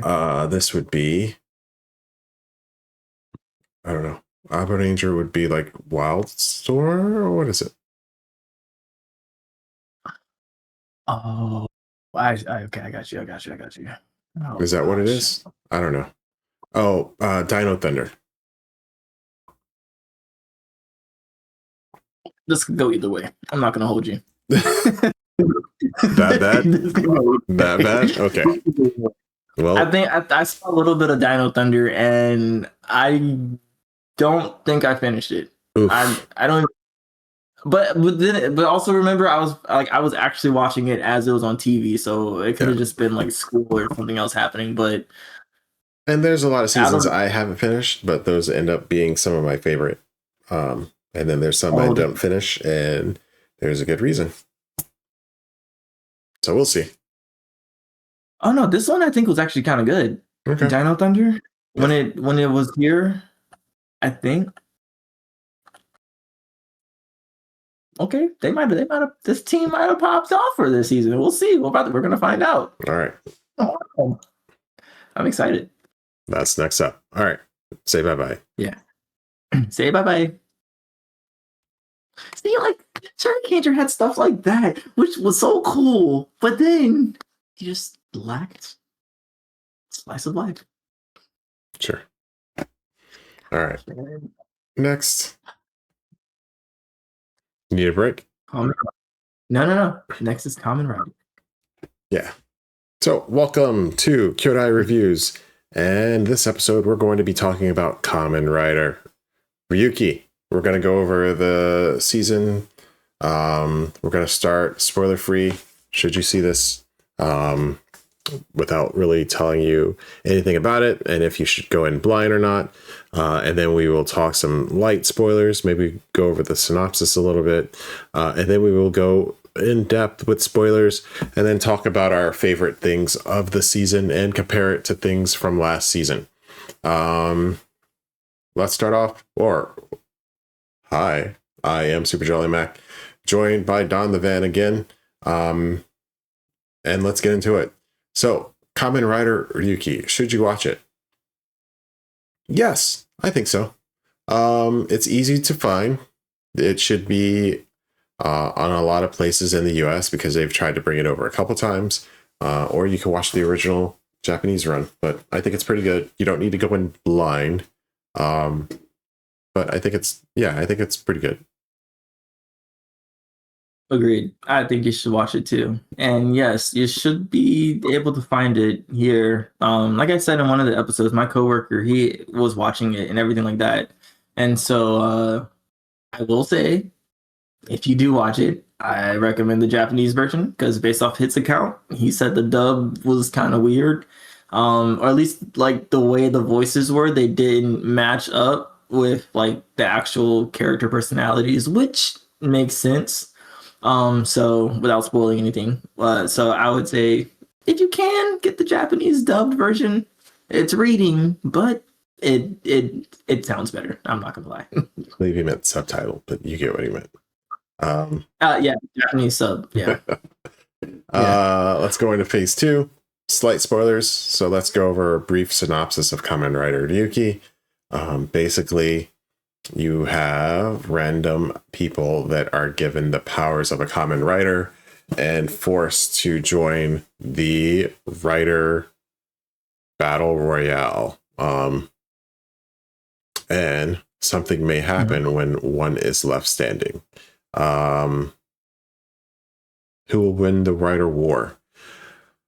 That's pretty much the synopsis. You have riders, they get monsters, and then they power up.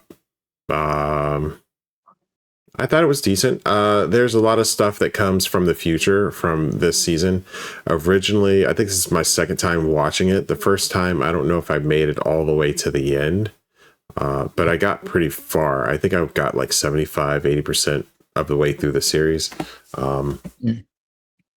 So I think they did a good job. They have a lot of characters, but I think they do a good job telling you about each of them, giving them all their little moments to shine.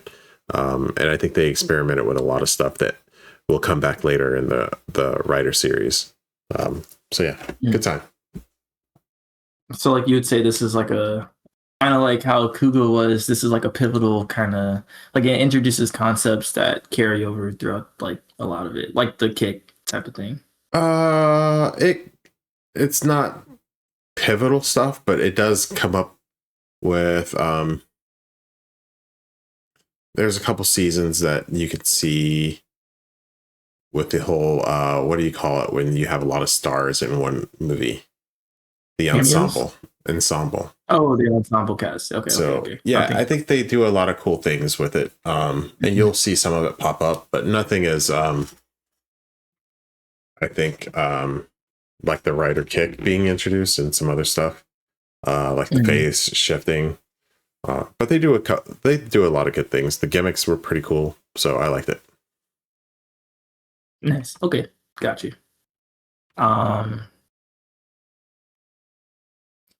think I agree. Think you should watch it. We're not spoilers yet. I would say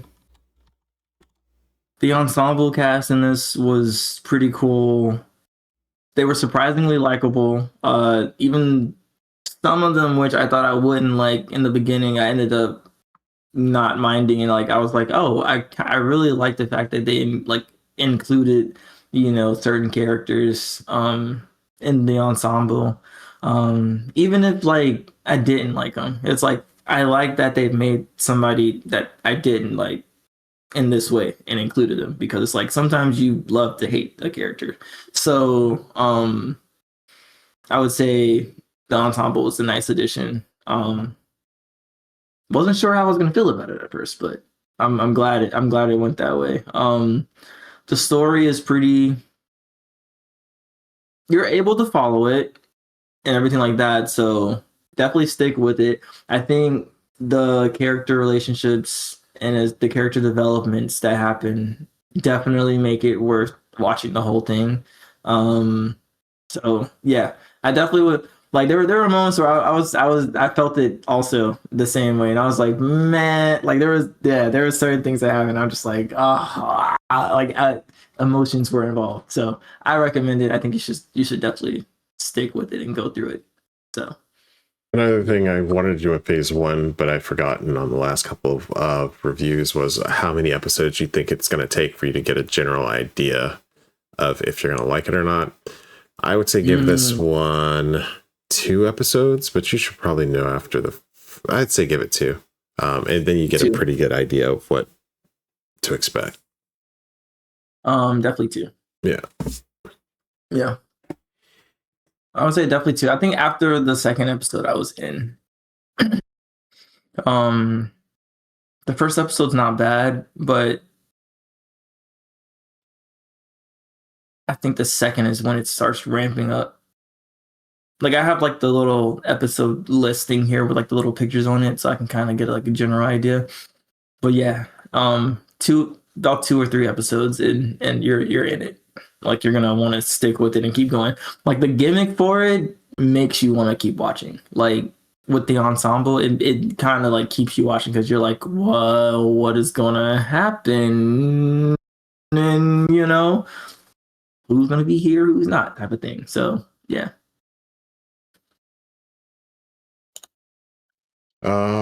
Yeah, so we can go ahead to phase 3 and start talking about spoilers. Yes, please. Please, I can't contain myself. Yeah, so I liked it. As we said, it's a battle royale kind of series.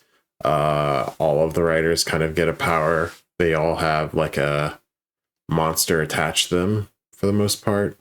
And some sort of like code name, I guess.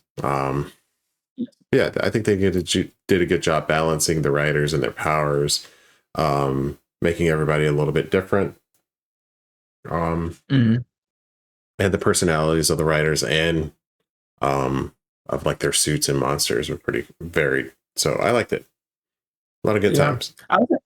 That's pretty.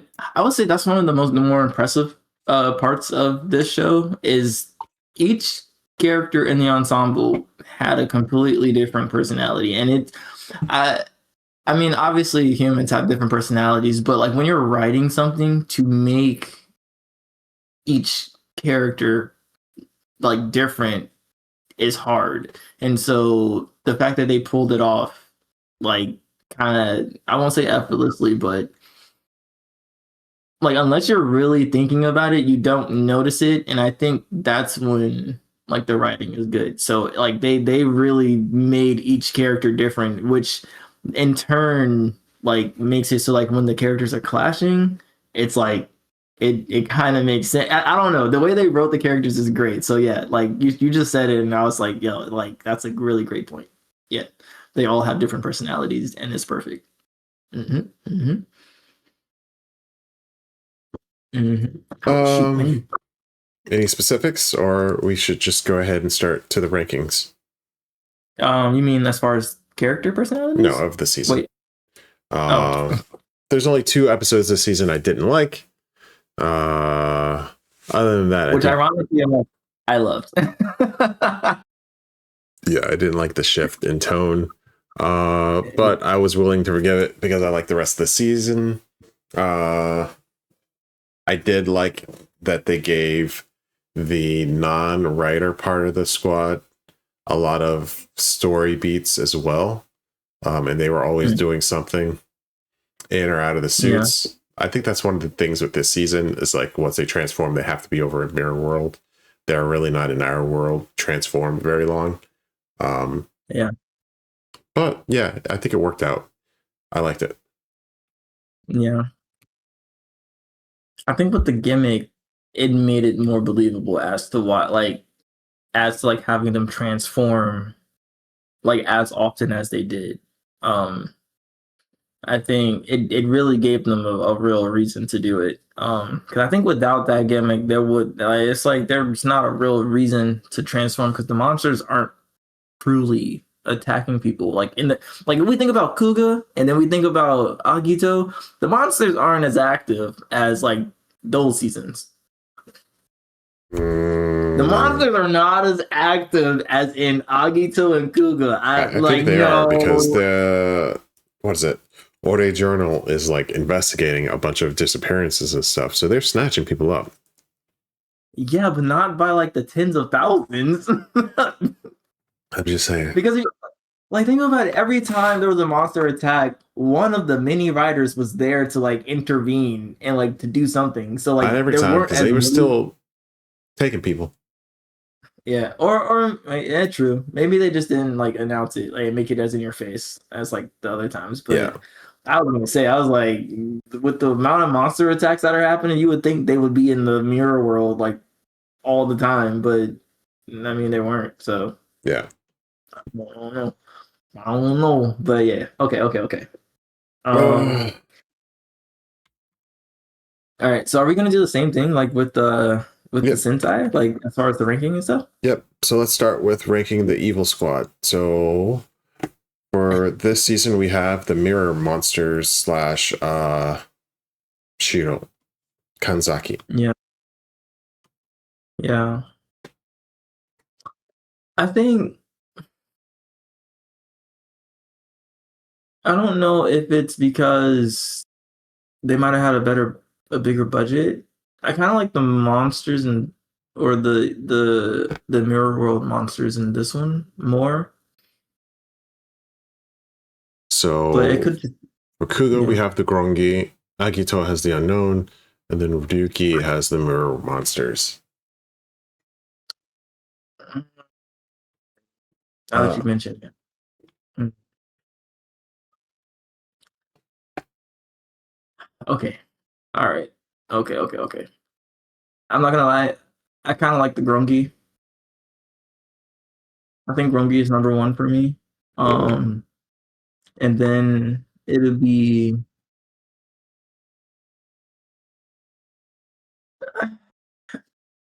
the Mirror World monsters, and then it'll be Agito's monster. If I'm gonna be honest. So I think I would give the Grongi number 3. Because I mean they were playing games and stuff, but I don't know. It didn't really feel like they had a good plan about it. And then the Unknown, I guess, will be number 2 for me, and then number 1 will be the Mirror Monsters / Kanzaki. Yeah. Although I don't know. Yeah, I think that's what I'm gonna go with. Why is that your ranking? Well, the Grongi just felt like they weren't very organized and they were just doing whatever. and then you end up with the big boss that's just like hard to beat. Although their rules and stuff for their games was kind of cool. But I think that was probably last on the list. And then next up, you have the Unknown. I think they do a good job of kind of like taking care of stuff. Or I guess it's just Dark, whatever his real name is. Yeah. But fishy. they had kind of phases. I thought they were maybe slightly above the Grungy. They kind of had the same MO, but just a little bit better. Which is why I gave it to the Mirror Monsters / Kanzaki, because at least they were kind of like all going towards what he wanted them to do. Yeah. Yeah. Well, I'll take it a step further. I think it was more so him and also Yui, because Yui was able to control him too at a certain extent. Yeah, but I don't think Yui was really trying to, so I don't know if I would include her, but you can include her if you want. Yeah. I mean, didn't they both create the mirror world though? They did, but it wasn't supposed to be bad necessarily. True facts. Yeah. I got you. Yeah. Okay. I see what you're saying about the Grungy. As far as like not having like the most clear direction and everything like that. Yeah. But I placed them number one because I thought that though I just said what I said about the having a higher budget maybe now so that they're able to do more like the costumes and like everything like that. I think the fact that they were really limited in the beginning probably like boosted their creativity levels, and I actually really liked a good amount of like the Grungy designs, and I thought it was really cool, especially like learning like the type of budget that they had to work with at the time, like for what they had and what they made. I was like, that's extremely impressive. But also I think the rule system as far as for their game, though initially it's not really too clear what they're trying to do. I think the fact that they do have that and that they have the hierarchy of like Grongi monsters and everything like that was like kind of made it cool, and it gave them a certain level of depth and whatnot. And then also Rose Lady. I think Rose Lady really like elevated it for me too, because like the Grongi had like a air of mystique to them. Like even though they're in your face, they had like an air of mystique to them, and I think she helped to contribute to that level of mysticism, or mystery. And so I don't know. I think all of that together, like I found myself wanting to know a lot more about the Grongi than I did the Unknown or the Mirror World monsters, and I think that, and I guess to me that's important, and that's why I put them at number one. It's like it's like if they were to like, I don't know, do a spin-off where they're like teaching about the Grongi and stuff, it's like I would watch it because it's like the Grongi seemed like they were really interesting, and overall, and like they had their own independence about them. Whereas like the Mirror World monsters were just controlled by Kanzaki. Yes. And then the Unknown were controlled by Dark / Fishy Guy.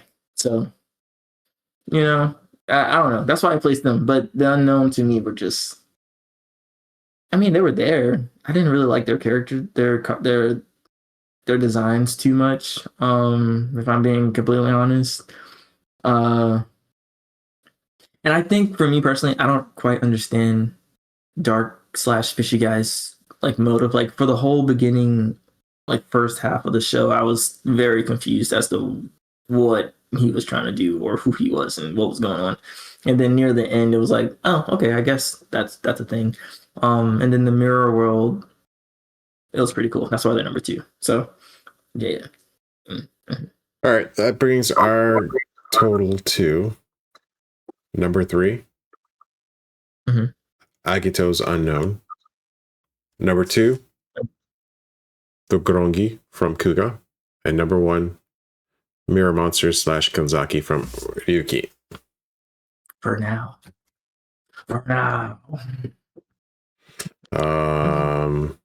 So next up, what's that? Yeah. So we're gonna see what happens in the next show. Yeah, we'll see. Next up is your favorite gimmick. So for the writers, we're going to use their gimmicks for I guess we could have done it for Sentai too, but we're going to use it for writers. So this season is the ride deck. Agito's was the Bengal and Kuga's the Arkle. I think Kuga and Agito are at the bottom. For me, they're tied for third place, but I guess you could also consider what is it, GX? Oh yeah, G3.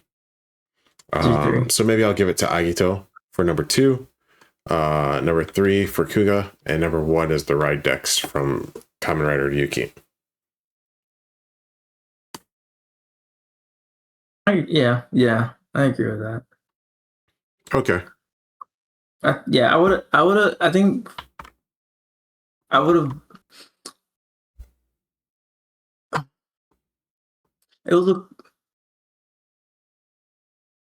I think it was a cool concept in Agito to have it to where there would be more than one rider, like even more than the 2 that we got, like Gills and Agito. I mean G3 too, but as far as the people who were able to transfer, and the other guy too, I don't know, I forgot his name, but like I think that's a cool concept to have, like the ability to have more than one rider, which is why it's above Kuga. Yeah. I think the lore of Kuga makes all of it interesting because Kuga had more lore about it than all the other ones. If that True. makes any sense. Yeah, I would agree. But so that has nothing to do with the gimmick.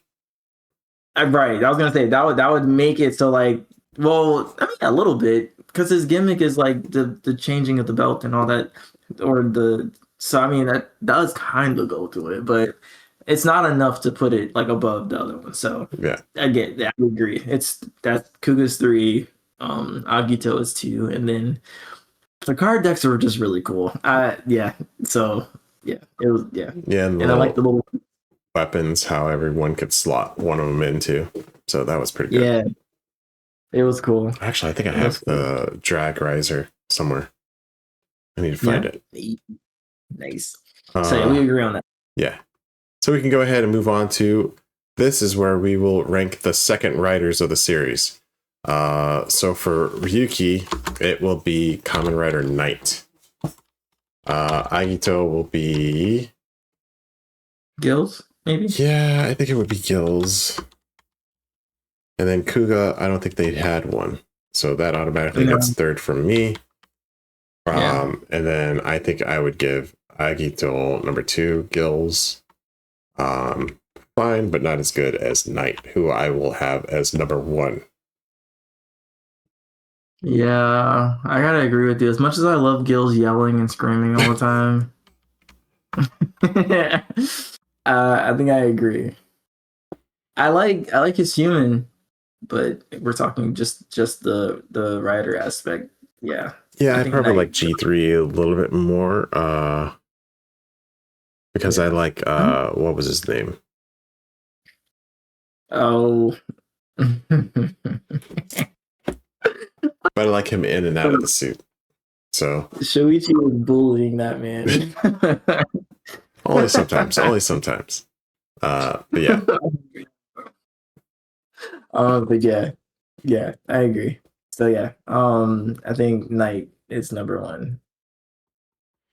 Let's see. Well, we can keep moving then. We're slowly going through, and we are going to rank the openings for Kamen Rider, which I don't know what the names were. So Ryuki's opening was, let's see, what is it? I'm not gonna lie, I think I already have my ranking. I don't remember the names of them, but yeah. Ryuki's opening is Alive a Life. Well, you can just rank them even without the names for now. For me, Ryuki is number 1. And then Akito is number 2, and then Kuga is number 3. That is how it is for me. Yeah. Yeah. The one time. All right. So Kamen Rider Kuga, I think, is the opening for Kuga. Alive Alive is the opening for Alive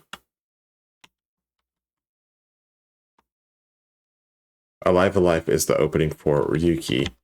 And then Agito, I think, is round 0.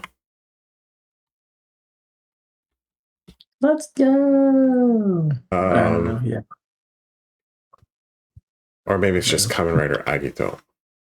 Yeah, it's Kamen Rider Agito. I just like that hook. Yeah. The hook is nice. So I think I really do like Agito's opening. Mm. But would I put that above Ryuki? Ryuki, I like a lot too. So in third place is Kuga, which isn't bad, but it's just not bad. Yeah. Yeah, I don't think it's as good as the other ones. So that's third place for me. And then I think I would give it to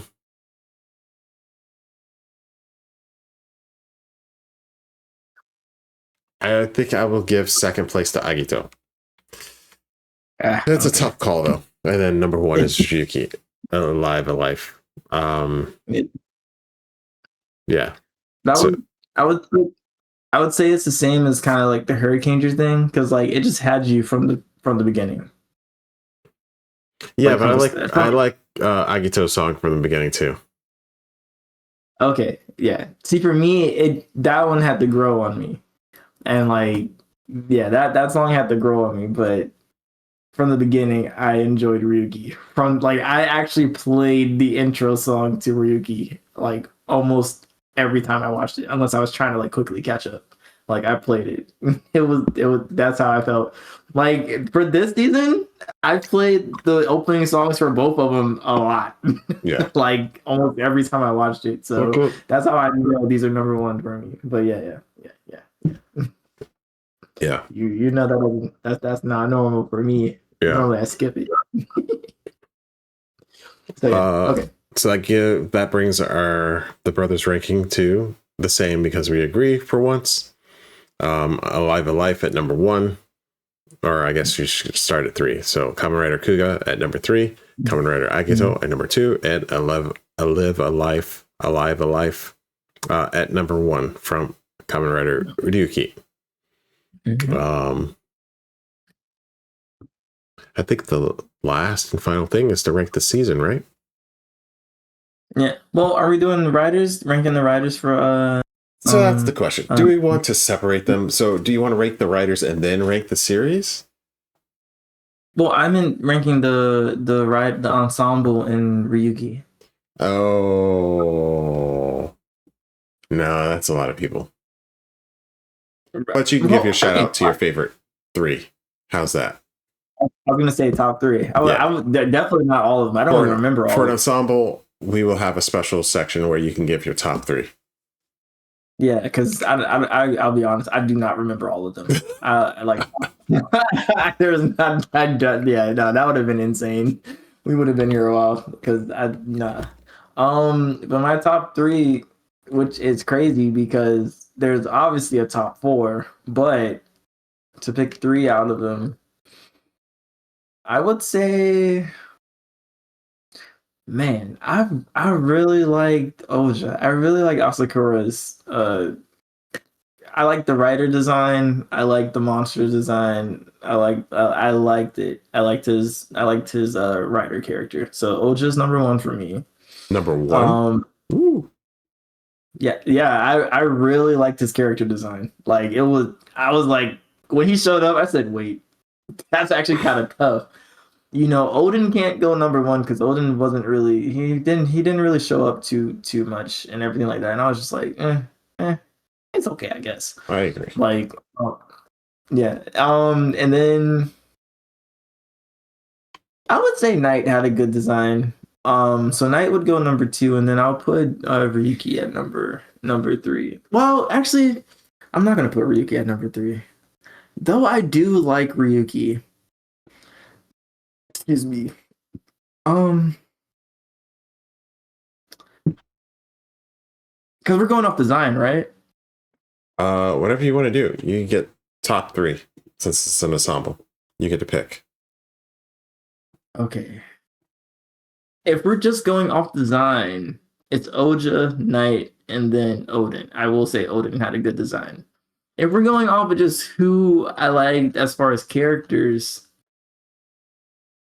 I'm not gonna lie. I'm gonna still put Oja as number 1. Oja's number 1. I just like the unhingedness about him. Oja's number 1. I think Ryuki would be number 2, and then Knight's number 3.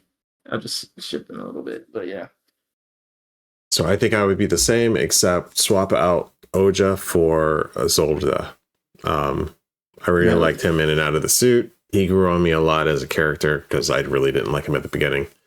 There's a couple of them that kind of grew on me a little bit before they got suddenly disposed of. But yeah, that's another thing. I think they did a good job kind of whittling down the number of writers before they would introduce a lot more.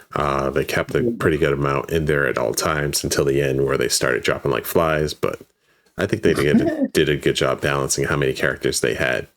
And they gave everybody time to like go through some stuff. So good job. Yeah, they definitely did keep it consistent. Wait, so we're talking about the writers in and out of the suits? I mean, for this, whatever. Yeah, sure. Why not? Oh, although this is slowly getting to how we're going to rank this against other seasons, but yeah. Yeah. Kitaoka is definitely up there. Like, I agree with you. His character, I didn't like him at first, and then he like surprisingly grew on me, and I was like, yeah, I really like this guy. So, man, I'm still sad about how he went out there. I'm not gonna lie to you.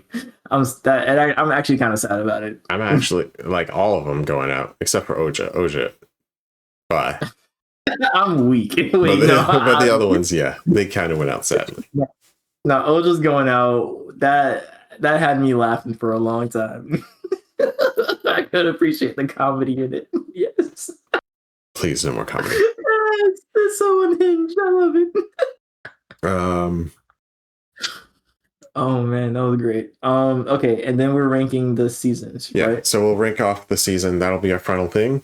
So we have Kamen Rider Kuga, Kamen Rider Agito, and Kamen Rider Ryuki. Which season of Rider did you like the most?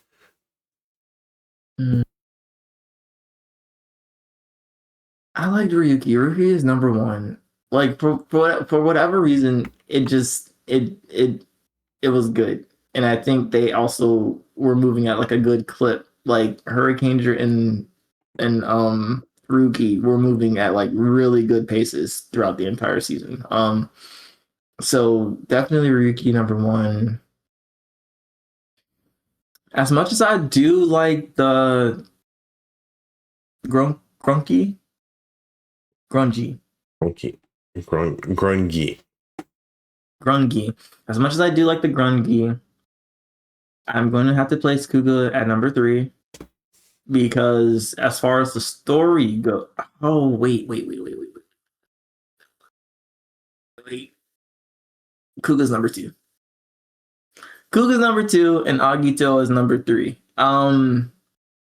Because I actually was invested in the story for Kuga, and I did like the fact that the main character in Kuga, like, he was just a good guy, but I was also invested in like the kind of relationship he had with the university assistant lady girl.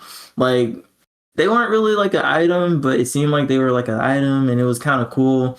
And then also random dude that with the pickled radish. I don't understand what it was with the guy with the pickled radishes, but for whatever reason he was there, and I thought he was gonna turn into a bad guy, and he didn't, and so that was cool. I don't know. There was a certain charm about Kuga. Kuga had a charm to it. Agito is good. I'm not gonna lie. It was hard for me to follow it in the beginning. I struggled to follow it, which is why it's number 3. So, like, I struggled to follow the story. Like, the character relationships was cool, but the overall story, I was like, so what's going on? I was like, who's the bad guy? Who is this fishy man? And what's going on? How did he turn into dark? Yeah, it was confusing. I guess I Like, would agree. Yeah, you're right. yeah, he brought somebody back to life, and I was like, where did this dude like for literally the entire season? I did not know that he brought him back to life until the end when he was like, I brought you back to life, now you're dead again. And I was like, wait, when did he bring him back? Like, when did this man show up in the show? Like, I was lost in Agito. It was great, it was enjoyable, but Yeah. I was lost. So, but I was more lost in Agito than I was in Kuga. So. Oh, that's why it's like that. So yeah. Ryuki, Kuga, Agito. I agree, but I would still place Kuga at number 3. I just think they iterated on every season better and better and better, and they've done different things. So nothing specifically wrong with Kuga. It's just I think the other ones are a little bit better. So at number 2, I have Agito. I like all of the things they did with the writers in and out of their suits. I like the interaction between all of the characters. So I think it was a great season. And then number 1 is Ryuki.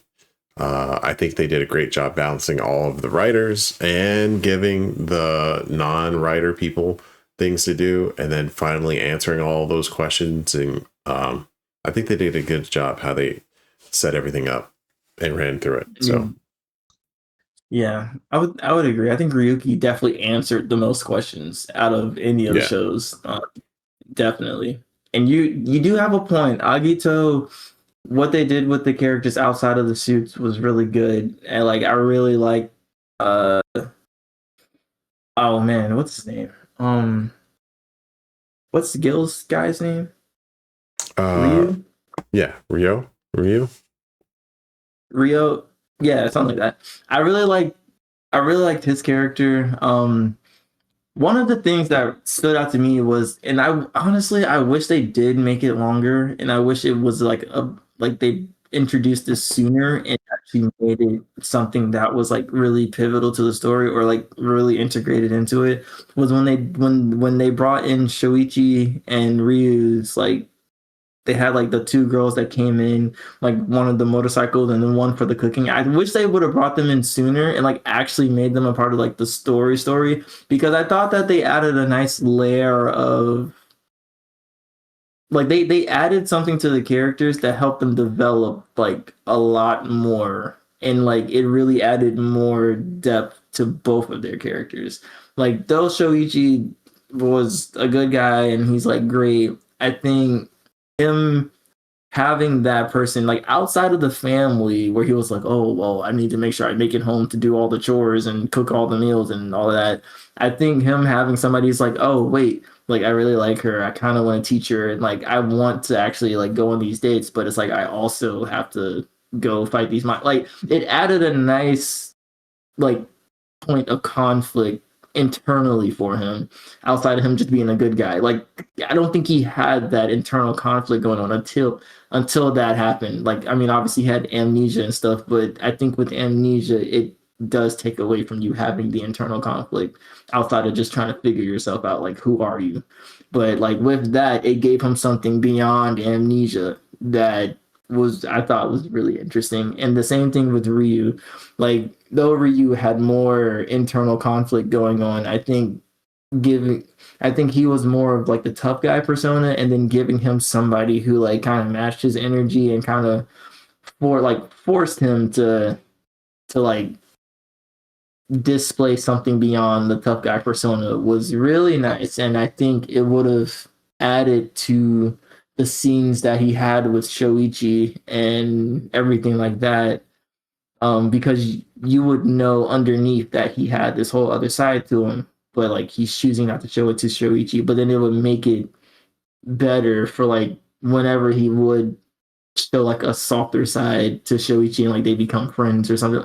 Like it would have been way more interesting, I think. But that's the only thing I can say for real, for real. I wish that would have been something. But yeah, I agree with you. The other parts though, it's still number 3 for me. But yeah. Yeah. So that brings our final ranking to tied at last place. Kuga and Kamen Rider Kuga, Kamen Rider Agido, and then at number 1, Kamen Rider Ryuki. We love you, Shoichi. Or Shinji. We love you, Shinji. Yeah. Kitoka. Reiko. Jolly Reiko. Bro, they did hurt it. I ain't gonna hold you. Yeah. She was waiting in that restaurant for a while. Anyways, yeah. I digress. They still didn't say nothing about if she found out or not. I hope somebody told her. Like, no, because everything reset after that. Oh yeah, I guess. So, bro, that would have been so damn sad. That's why it's number 1, though. It made you feel something. Yeah.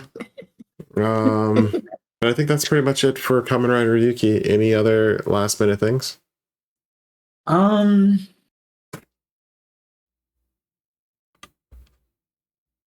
No, I think I'm just excited for the next season. I've seen none of these Kamen Riders, so it's really cool to like go into them fresh. I am excited for the next season. Kamen Rider has been the one that I've been interested in every single season. So even though I've been lost, Gal Ranger definitely lost me for a while.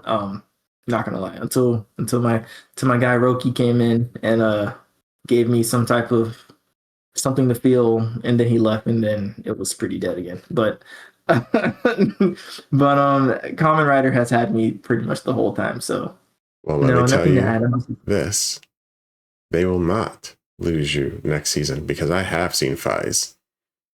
Next up is Kamen Rider Fies, and Kamen Rider Fies is probably one of my top riders. It's like that. A lot of it's. We will get into it eventually, but this is probably one of the first seasons that got me into Rider. Fies. Oh snap! Yeah, that's high. Because I can't remember if I watched Fies first, Ryuki first, or a future one. But I think Fies is what kind of got me hooked. Okay. All right. I'm excited. Yeah. I'm excited. That's big. That's big. Okay. Okay. I'm excited. Next up is going to be Kamen Rider Fies. But for now, we could send it back to Future Us to sign off. Mm-hmm. And now we're back to normal. That's perfect timing. So yeah, that was Kamen Rider Ryuki and Ninpu Sentai Hurricaneger. So next week we will be back with 2 new series ready to start. Hope you'll join us for them. It should be a good time, at least excitement for one of them. Yeah. Yeah. But we'll get to that later when we have time. What's that? I have a good feeling about the Super Sentai one, actually. Okay. Then I think I have a good feeling about the Kamen Rider one, so I think we're going to be good. Woo! Yeah. But that'll be for Future Us to find out. Yes. As always, we may not have much money. We may not have much time. But there is one thing that we do have a lot of. And that is opinions about these shows, because actually, wait, scratch. There's one thing we have a lot of for this episode, and that's agreements. Actually, yeah. More than I thought we would. We agreed way more than I thought we would on this one. Yeah. So yeah. Don't get used to it. Peace. Oh, good job. It is way too late. All right. Yeah. Stop. Yeah.